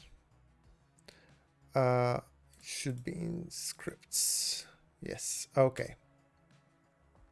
Make it global variable. Everything is good, and we'll use that to simply stash some global information for us. In our case, that's gonna be very simple enum power up type, and I'm making it global since we will reuse it. And when it comes to enum, this is just like a set of values. In our case, that's gonna be like 0, 1 to 3, but because it is an enum, it is better described and it is easier to use in the code than operating on just integer numbers. So our power up types, this is going to be bump up, fire up, speed up, and wall pass. Okay, and with that we can create another script, and I'm going to create a new resource. So create new script, and it's gonna inherit from resource, and I am going to call this power up res GD. And this is going to describe what actually our resource consists of. So I will give it a class name of power up res, and I will say it will have two exported variables. So type of power up, and this is utils power up type, and the second one is texture of type texture. Let's see. Oh, I made a typo. Sorry for that. And once I have that script, I can now create a resource that will implement that script. So I can create just completely new folder here, call this resources, and create new resource of class resource, and I will call this just as I call my power ups. So that is going to be fire up. If I click on it, it's really empty, but if I attach a script to this, let's find power up res. Now I can see that I have a type and texture, and let me select the correct one, and let me provide a correct texture, which is fire up.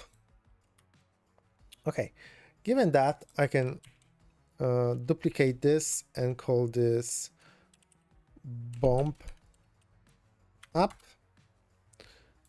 and let's change this to bump, and let's actually quick load this, and this is bump.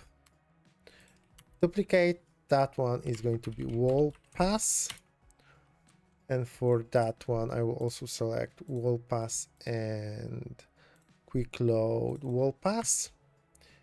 And the last one is going to be, let's also duplicate by pressing Ctrl D. This is fire up, bump up, speed up, and change this to speed up, and quick load speed up icon. And this is a configuration of our resources that we will use. Perfect. So with that, we need to create a power-up scene that we will spawn. So let's go to main scene, new scene. Again, this is going to be area 2D. It will have a sprite 2D, and for now I will use any of those. And let's rename this to power up.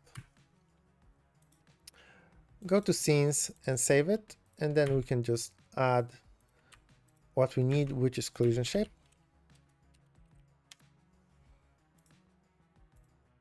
Okay, let's make sure that it fits. So just change it to 16 by 16. Perfect. And we need a very simple script here to properly initiate this. So move this to scripts.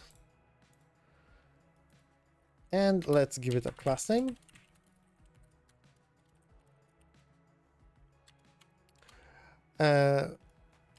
We will get the reference to sprite, and we will say that type is equal to utils power up type.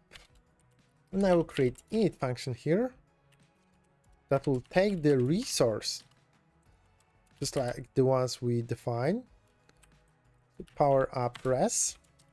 And then I can say that the sprite 2D for that comes from power up res texture, and that the type should be set to power up res type. And that's basically everything that we need. Now, to actually use it, we need to go to our brick wall,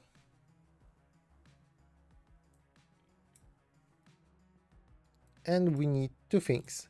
First thing is a reference to our power up scene. We can reload it and call this scene. And then what we need is to have export of power up res. And if we go to main 2D now and click on any of the brick wall, you can see that I can just simply pass a resource here. So for example, let me see, for this brick wall, I would like it to have fire up resource. For this one, I might want to have speed up resource, right? And some just might not have any power up at all. So with that, going back to our brick wall,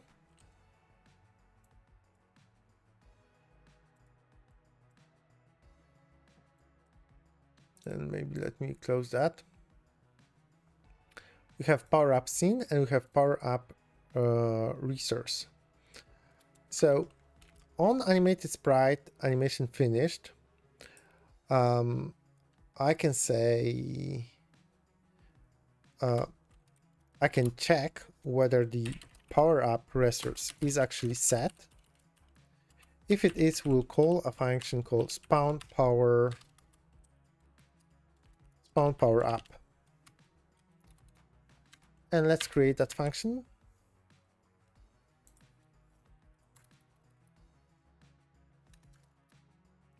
So function spawn power up will create a power up by instantiating power up scene. And I will say that power up global position is equal to global position. Now I will add it to the tree.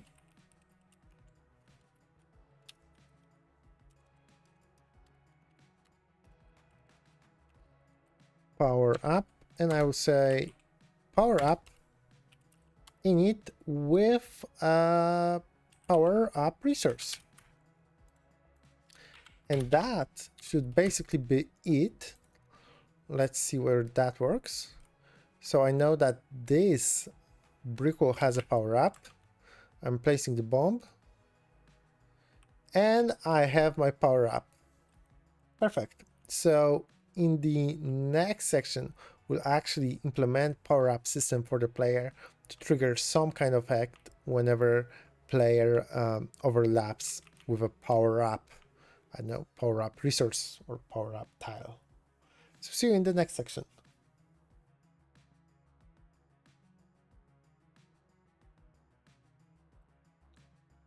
Okay, so in this section, we'll actually make the player and power up works. So first, let's go to project settings, go to general, and find 2D physics, and as layer 7, I will add power up. Going back to our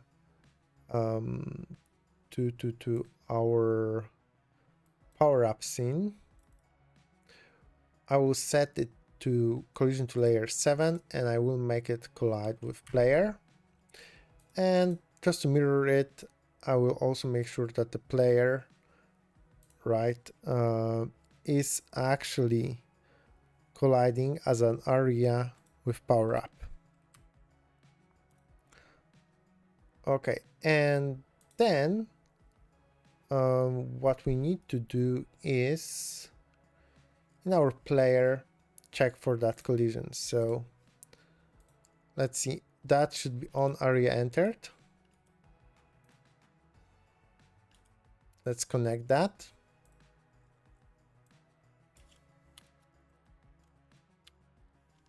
And I'm going to check if area is power up. And for now, I will just do area QE 3 to make sure that it disappears.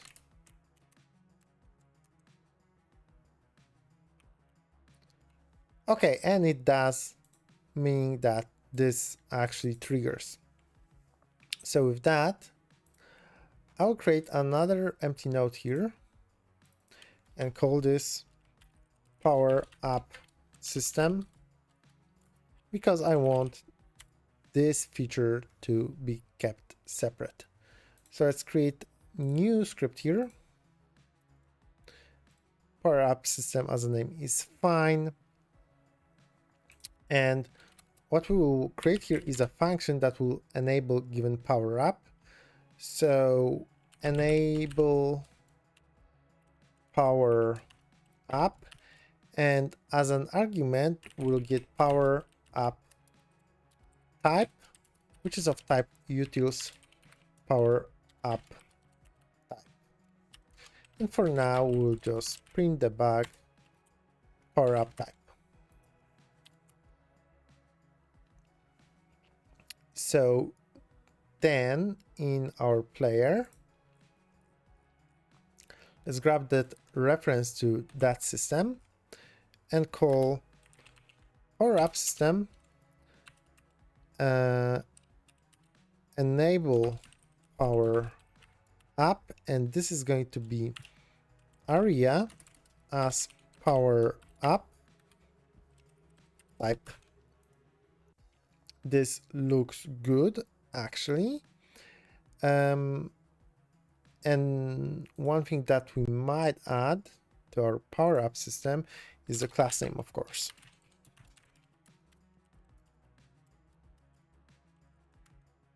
So that's going to be power up system. So let's see what will get printed. That's not going to work because, yeah, the bomb is too far. Okay, we got one, right? In the power up system line 6, which is correct because, as I said, let's find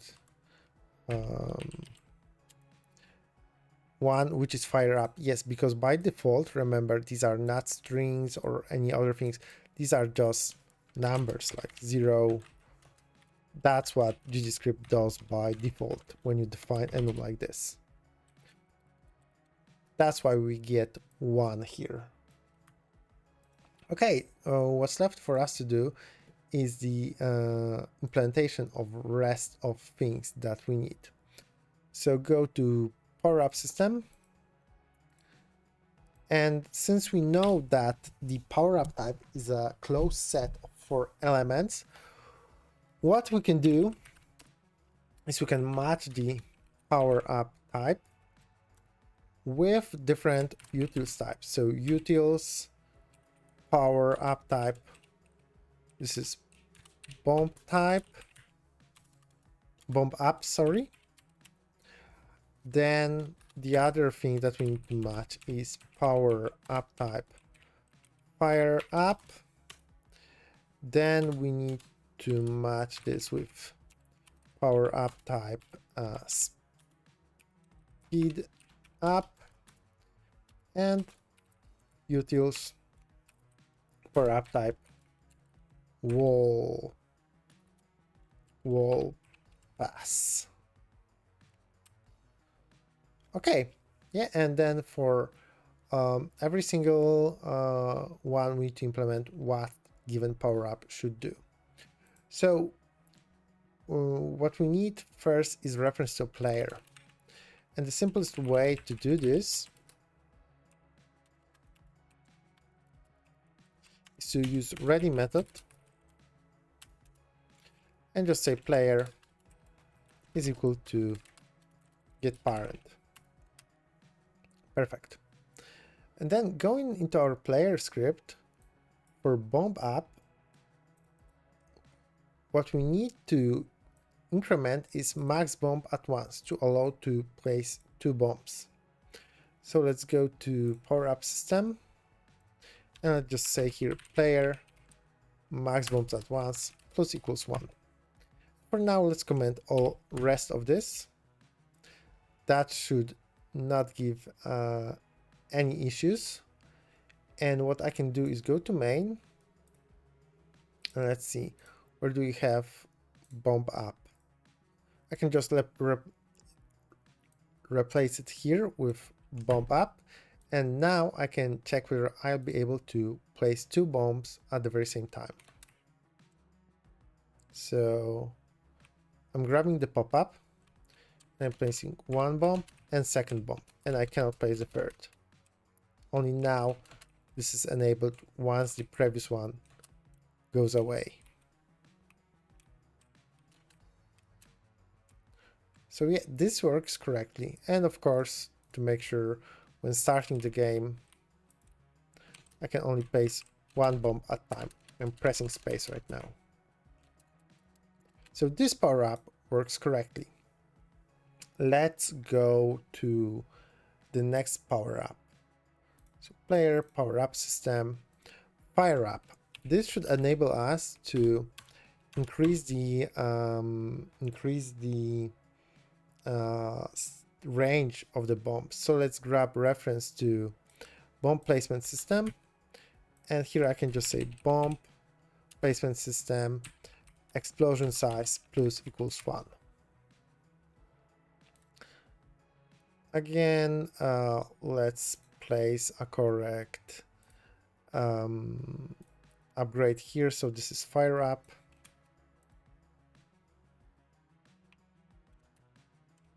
Let's grab this. As you can see, the range on that previous one was 1, and for this it should be 2. And I'm not sure whether that worked. No, it didn't. Okay.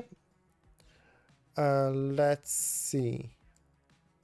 Let's start by going to our bomb placement system and see whether the explosion size is actually used. It is not. For the bomb, we should have explosion size, and it should be explosion size. So we need to assign the explosion size of the bomb placement system to each given bomb. Let's try this again.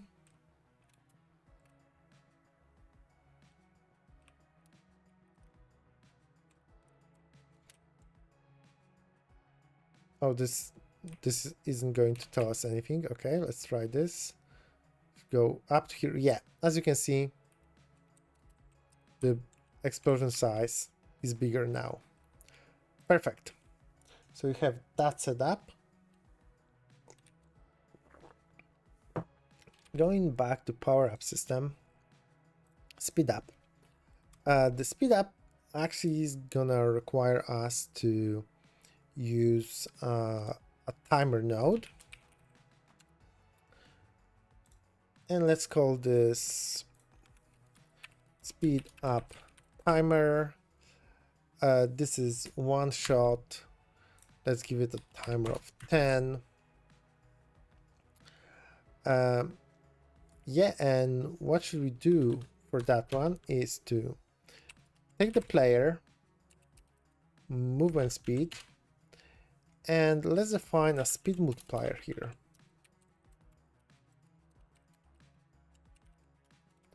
And I will set it to 3. You can set it to any value you want. So I'm just going to say that the player movement speed is times equal speed multiplier.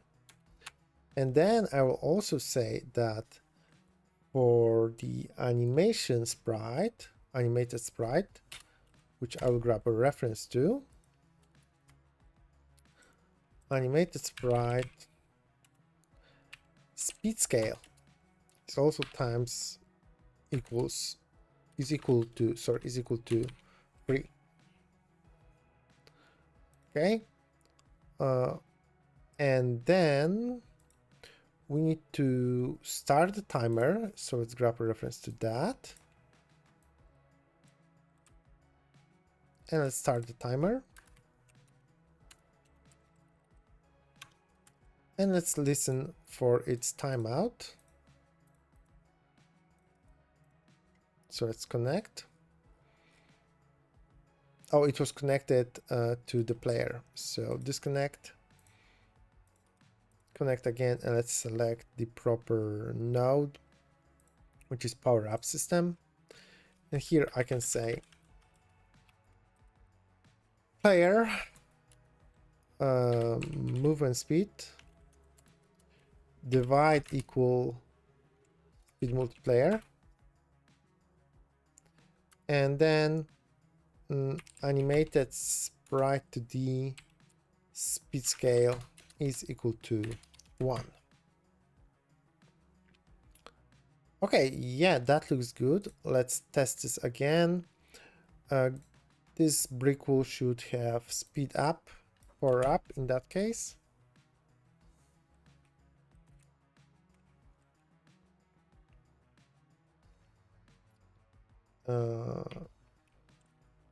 That's not the one. Let's see, speed up. Oh yeah, I did not change it. This is speed up, and then this should have different icon. Okay, let's try this. Yeah, as you can see, we're fast right now, and it should go away after 10 seconds. Yeah, and it goes back to normal. So this is how we can implement speed up. And the last thing is the wall pass. So to implement that, let's go back to player, power up system, and let's see. Let me grab a reference to Raycasts. And then let's say Raycasts is equal to this Raycast nodes, let's call it, get get children, and it's gonna return array of nodes. But since we know what type of nodes that is, we can cast it to array of raycast 2D. Then for raycast, in raycast nodes, I can say raycast set collision mask value 3 to false. Cannot find because it's wall pass. Okay. So let's check our raycast. Well, that's gonna be a problem because they are also internally grouped. So this isn't going to work as I thought it would, but we can fix that really easy because I can go to node, groups, and create new scene group. Call this raycasts. And just make sure that each of the raycasts is added to that. This is basically just like creating tags in Unity. Okay. And then I can change my code to say get nodes, get 3, get nodes in a group, and the group is named raycasts.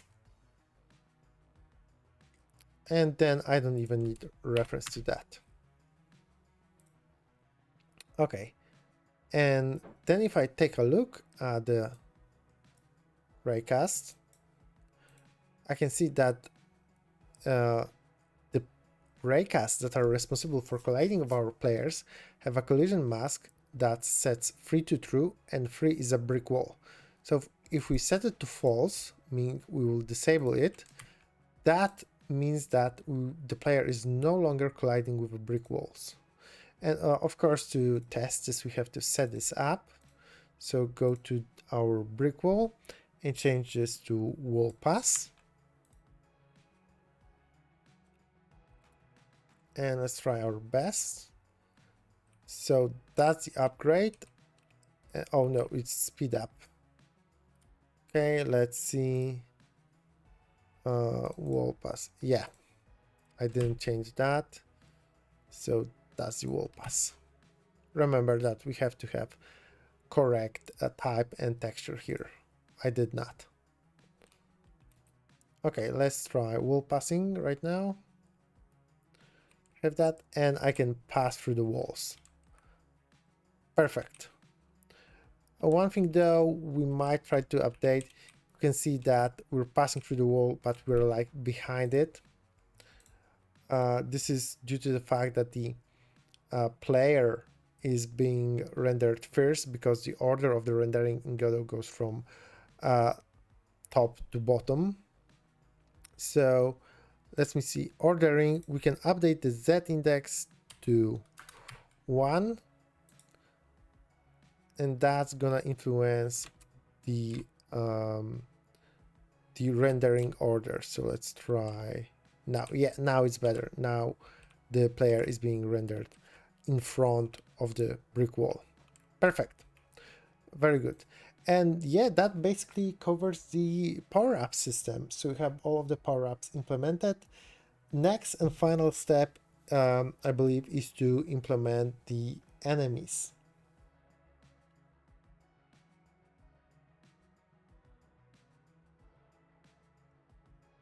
Okay, so before we implement the enemies, there's one thing missing. Obviously, the bomb explosion should also be able to kill the player.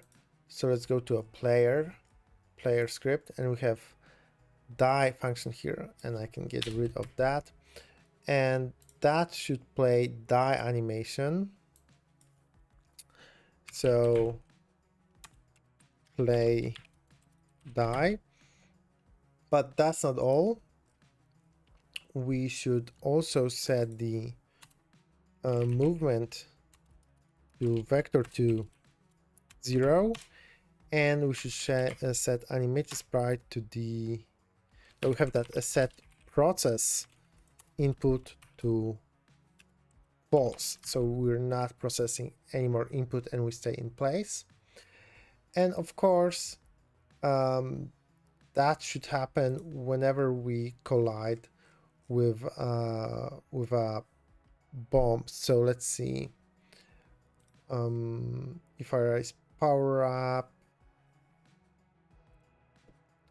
so in central explosion, remember that player is also area, so in central explosion we need to go to node signal on area enter. Let's connect to that and say if area is player, area as player die. And the same should go for directional explosions, and we already called that, so this is good. So let's see whether we actually can be killed by our own explosion. Yeah, perfect. And the one problem is this is playing in a loop, so let's fix this real quick. Disable looping, and now it all should be good. Okay, perfect. And with that set up, we can start working on our enemies, which we will do in the next section.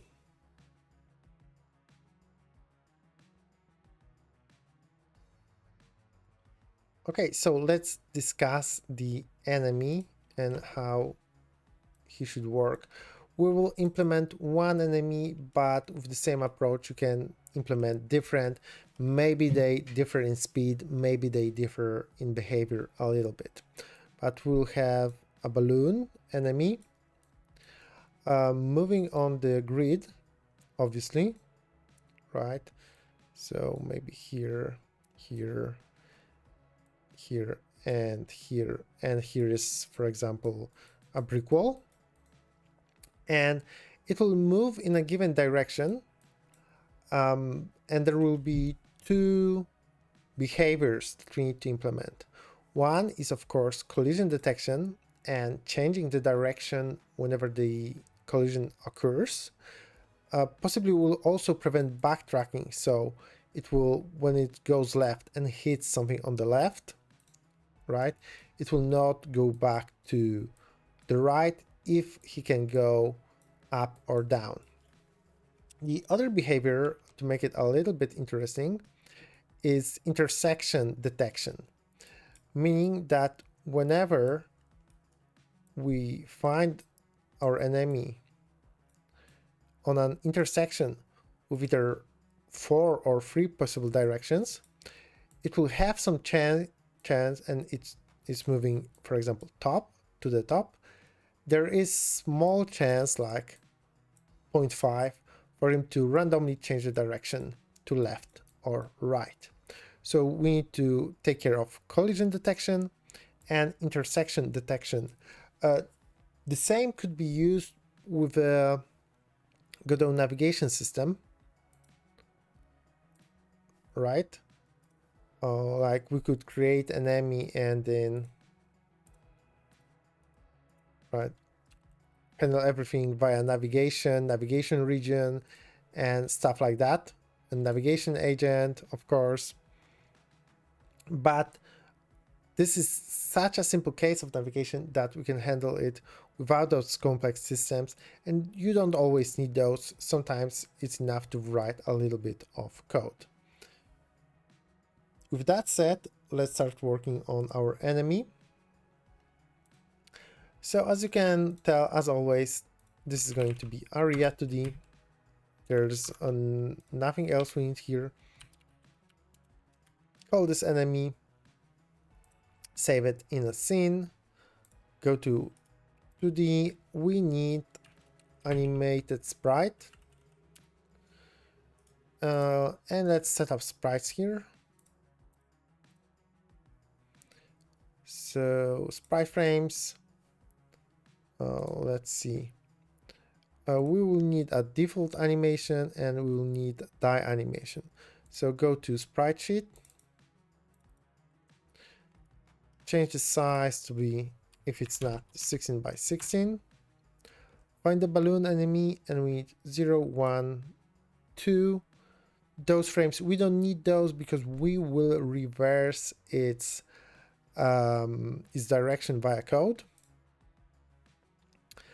Autoplay on load, 5 FPS is fine, and we also need die animation. So let's grab this, and this is those 5 frames. Let's focus on that. This looks good. No need to be looping because we will QE free it, and also add collision shape. And again, 16 by 16, since this is our tile size. Or to be more precise, actually, we will need the size to be just a little bit smaller, and let me tell you why. This is due to the fact that we would like to prevent so-called ghost collisions. And what are ghost collisions?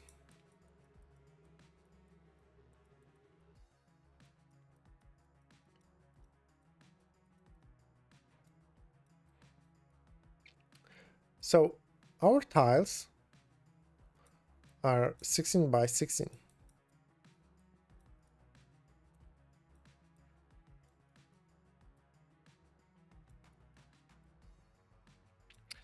And our balloon, it looks like heart, but this is a balloon. If we also give him a collision size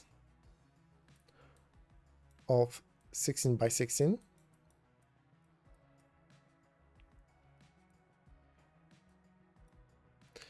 if he goes up and these are next to each other, right, because they're 16 by 16, it will trigger the collision, because even though they're not overlapping, they're colliding and touching themselves.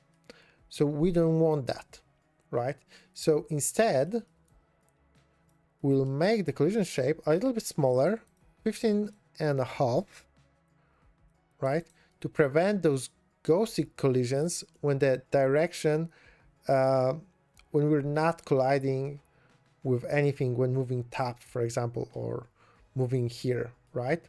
The true collision would be only if we're moving to the top and the tile or an obstacle is on the movement path, not on any other side of the movement path. Okay, that's why we're go with 15 and a half and 15 and a half. Okay, and with all of that set up, we can start coding. So actually, I'm gonna add an enemy here, and I will make sure that by default we're playing default animation. Okay, and let's maybe place it here or even here, and let's start coding the enemy script. Let's do the class name enemy. We need the reference to animated sprite 2D, and we need to export few variables. So first is of course speed. I will also export direction intersection change chance, meaning what's the chance to change the direction at the intersection, and I will set this to 0.5. I will also create change direction timeout, and I will set this to 3. So basically, there are two things that need to occur at the very same time.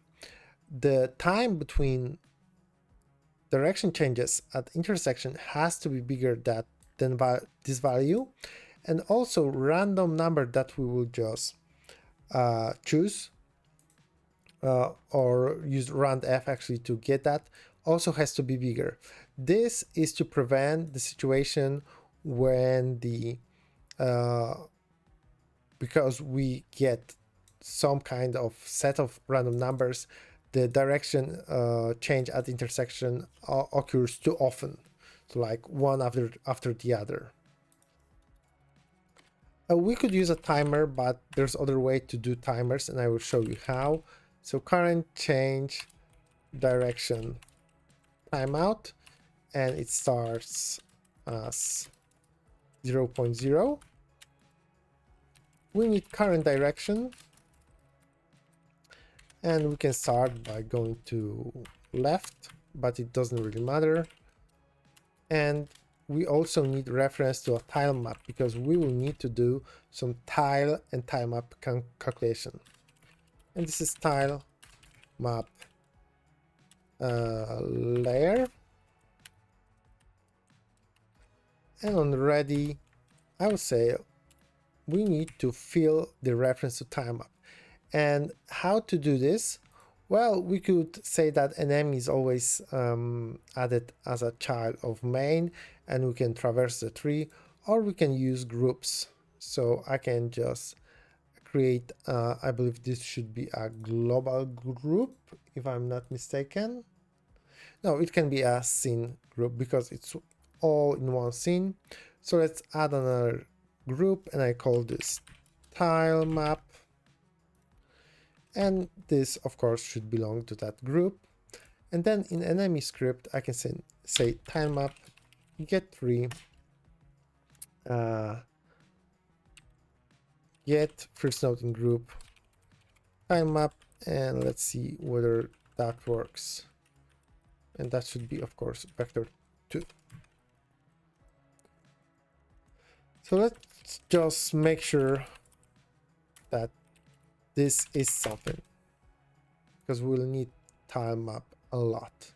Yeah, and as I can see, it is an object, it's not null. Perfect. So we can continue with implementation. So for now, we'll use process, and I can just simply update the position by calling direction times speed times delta.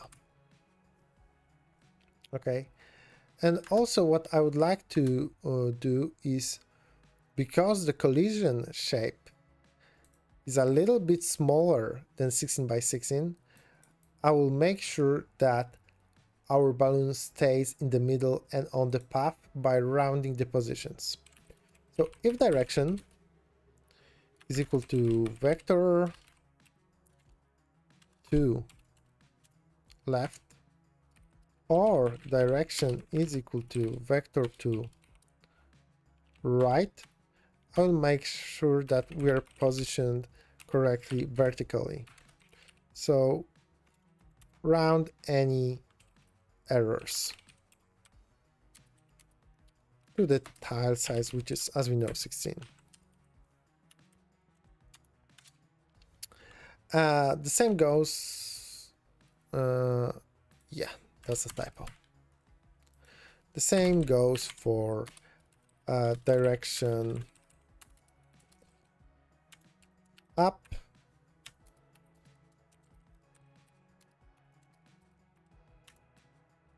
and down.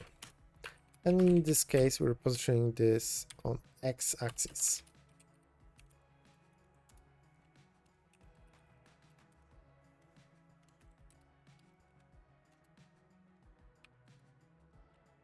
Okay.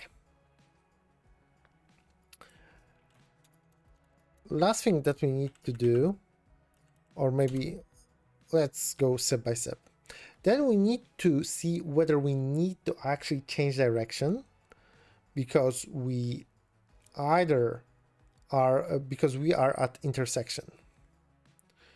So if round I position x divided by 16, I mean modulo 16, and round I position y divided by 16 is equal to 0, and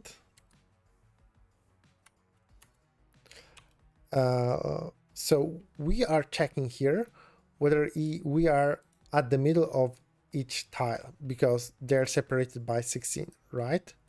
So what we are checking essentially is, are we here in the middle of that tile for our balloon, or here in the middle of the next tile, or here, or here? And then we will try to change direction.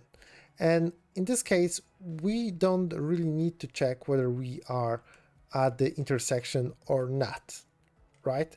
Because if we try to change that direction, we are going to get prevented from that by checking the collision. So this is like the simplest way to do this.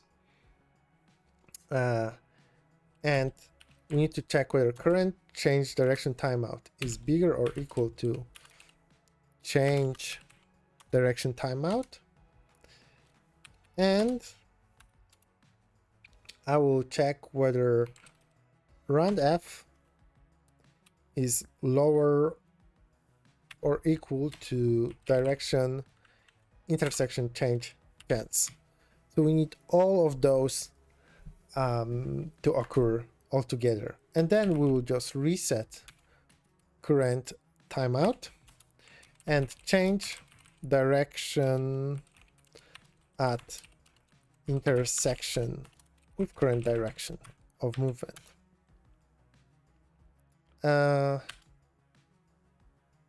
Yeah, and then what we need basically is to increment the timer by delta.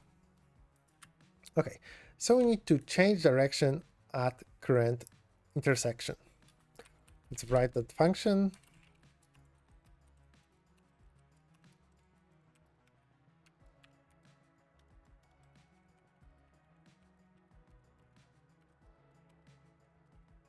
And I will say that new direction is equal to calculate new direction by current direction, and we will also pass a true here. So now we need to define that function. So let's create that and calculate new direction with current direction being vector 2, and then prevent backtracking parameter.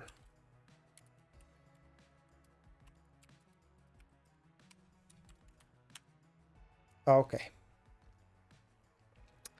So now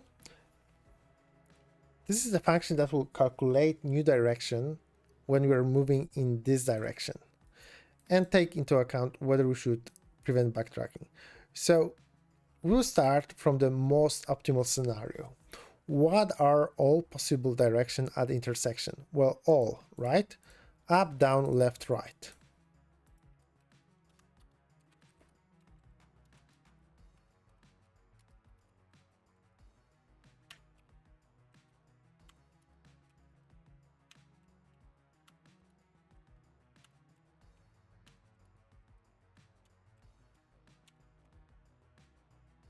Perfect.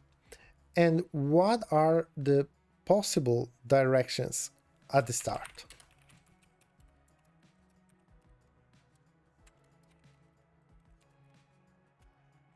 Well, we don't know.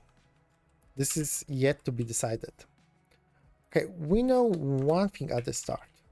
We don't want to continue in the very same directions. So I can just call erase current direction. Also, if you want to prevent backtracking, we need to erase minus current direction, right? And in case of vector, you should know how it works, but vector right is minus vector left and vector up is minus vector down. So this is like opposite to current direction. And then for direction in all directions, so in all the directions that are left after those two initially were erased, we need to check, is direction blocked?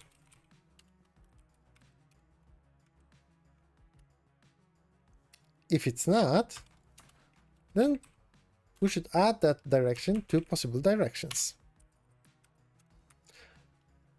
The problem is to check whether it is blocked. So basically, we need to check in our tile map, right, whether given coordinate, right, whether it has any kind of cell, right? And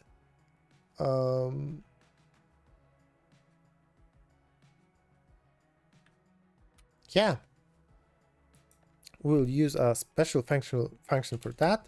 So let's define this. Is direction blocked?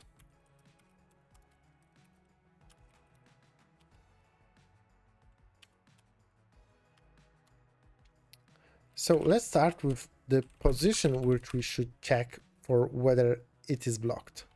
So what coordinate should we check? So position to check is equal to round our current position divided by 16 times 16 plus direction times 16, right? What does it mean? It means, again, that if we're in... I need a new color, bear with me. If we are in that tile, right, from that to that position, we're rounding our position to the middle, right? And this is this part. And then we're using any direction, so whether this is up, down, left, or right, but checking the next position added by 16. So if my position here, right, if this position is 64 and 48, then if my movement direction is left, right, my position to check is going to be 80 by 48, right? Because I'm adding 16 and checking middle to middle and checking whether here is any kind of tile from Tilemap layer. If it is, and I'm moving from here to here, I consider this direction to be blocked. So let's transform this to local position to check, because remember, this is like the tile position, right? Because we're rounding to 16. So this, for example, will be something like 0 and 1, or I don't know, 5 and 7, since this is a tile position. And we need to calculate it back to local position. So I can just say or do I need to? Maybe I don't need to. Let's try tile data is equal to tilemap get cell tile data tag position, or sorry, position to check. And then I can just say tile data is not null, meaning there is a tile at that position. Okay, let's see. This should work in theory. And now what should we do? If possible directions size is greater than 0, we need to get a new direction as possible directions, and we'll choose randomly some randy range from 0 to possible directions size -1, and return new direction, and return current direction if there are no other possible directions. And basically that's it when it comes to changing direction. Let's see whether this works. So let's go to main, and we're moving left, so maybe let's move up here. But this is only handling, yeah, this is only handling the intersection case. So this isn't going to work yet, because we need to also handle in our enemy code the collision with tilemap and collision with bricks. So going to our enemy, let's make sure that we set the collisions properly. So let's find collisions and make sure that it exists on layer 6 and collides with 1, 2, 3, and 4. Okay, and with that we can just listen to correct signals, and these are on area entered and on body entered, and we need on body entered because Tilemap Layer is treated as a body when it comes to collisions with areas. So if body is Tilemap Layer, we just need to calculate new direction, and we say direction and false, because we don't want to prevent backtracking in case of collision with Tilemap Layer or bomb or brick wall. And here, if area is player, we just need player to die.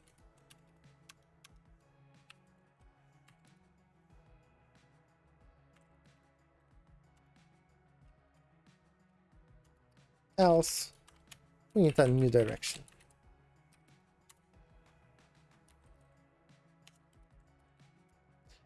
And that should be the most of it, I think. So let's see. We can move it here. It should start moving left. Let's see how it behaves.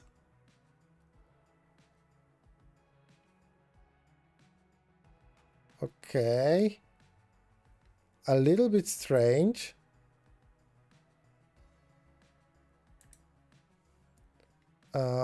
Let's see.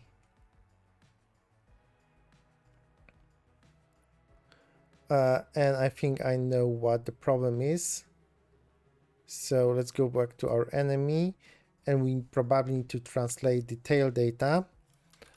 So local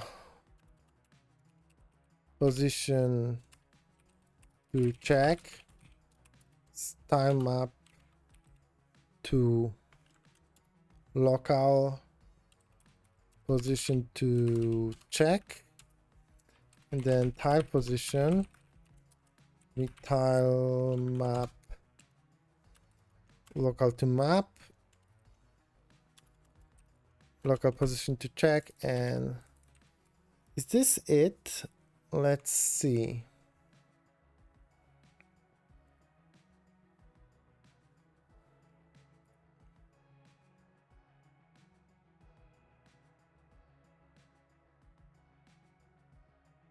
Yeah, this looks good. Although I would expect him, yeah, to change position. Okay, cool. Oh, but then it teleports for some reason.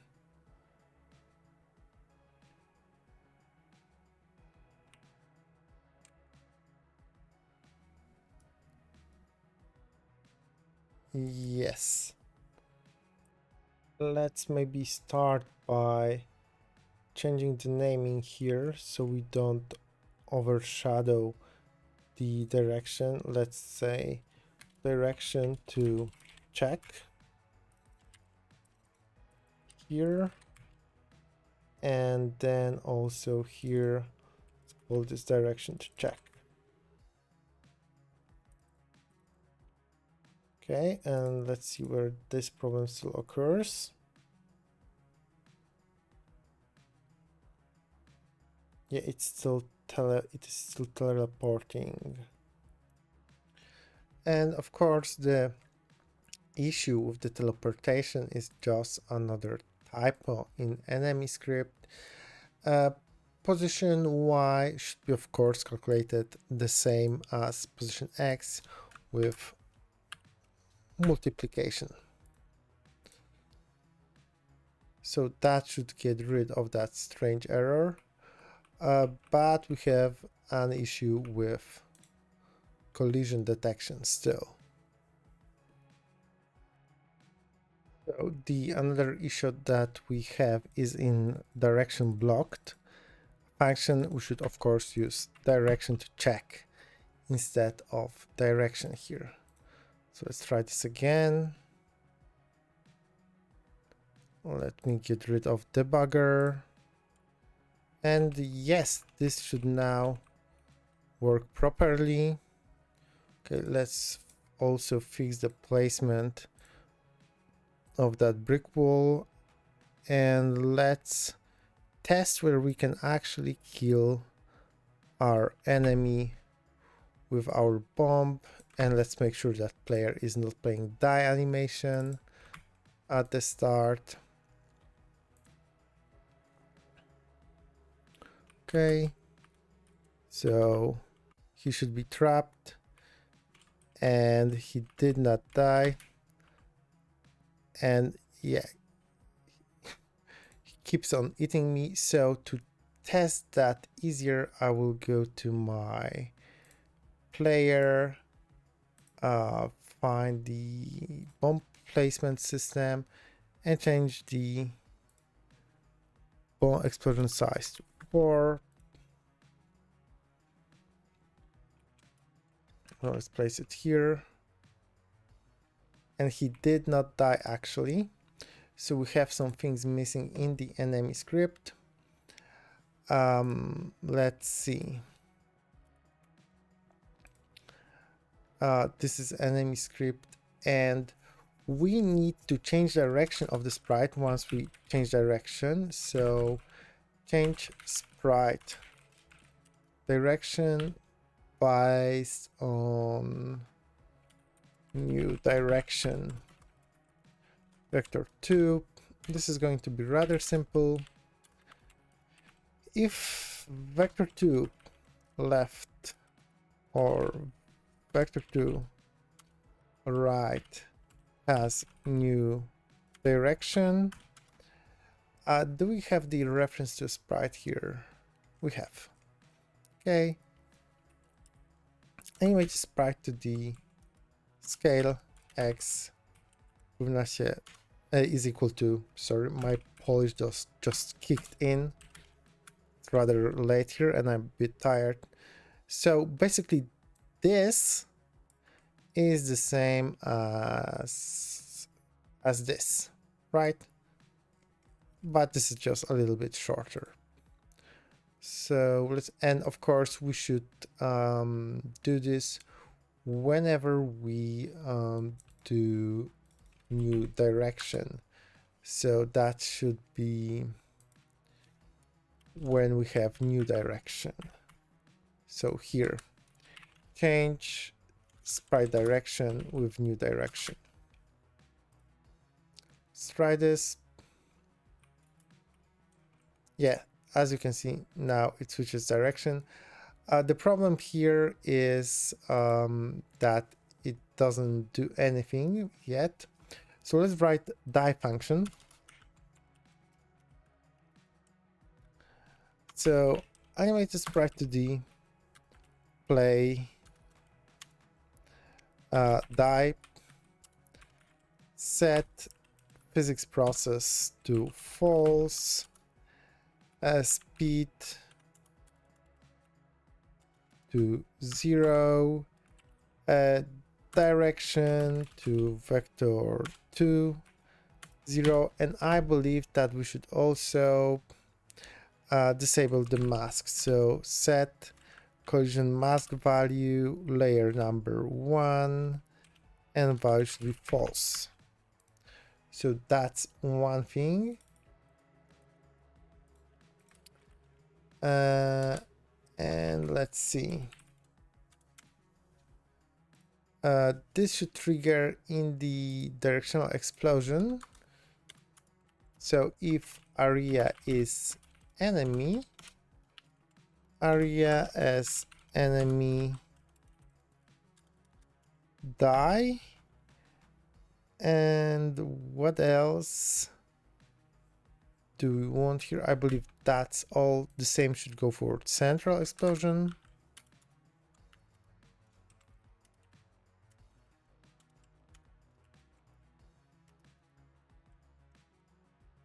We just die here.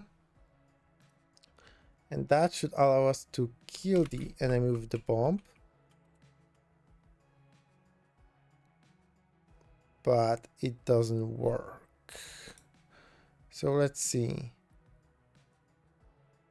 Explosion, enemy layer is explosion. That's for central, and here in collision, yeah, of course. We need to be able to collide with enemy, player, brick wall, and maybe wall tile. But mainly, we don't need those two because those are being handled by the raycast, but definitely the enemy.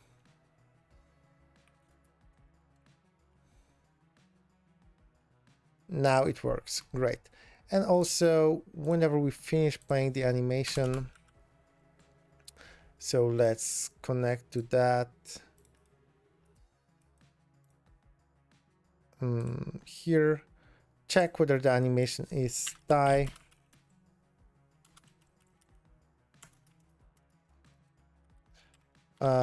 Just QE3. Okay. That should handle this one. Perfect.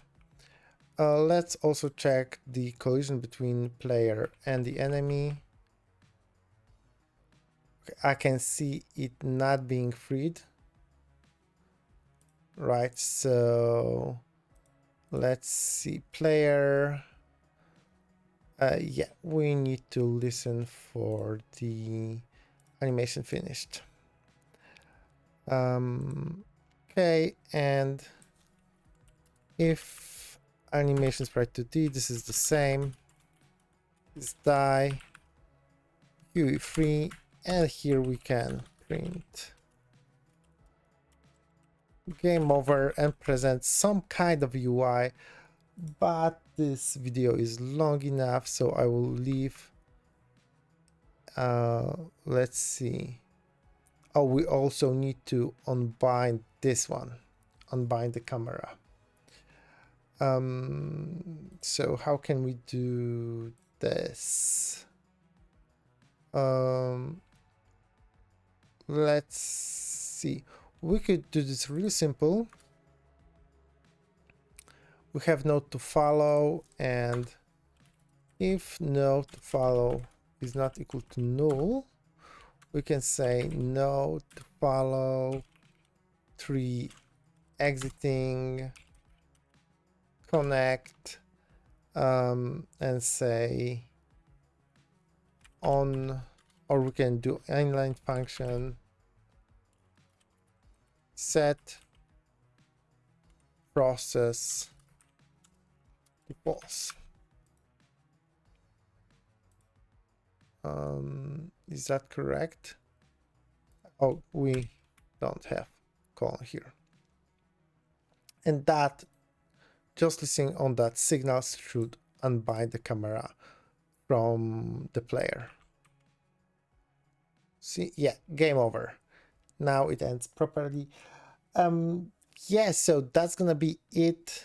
If you'd like to add more enemies or add some kind of UI, you're more than welcome to do it. I'm not gonna be doing this since the video is long enough. So yeah, thank you for that, and I'm gonna see you in the next one. Goodbye.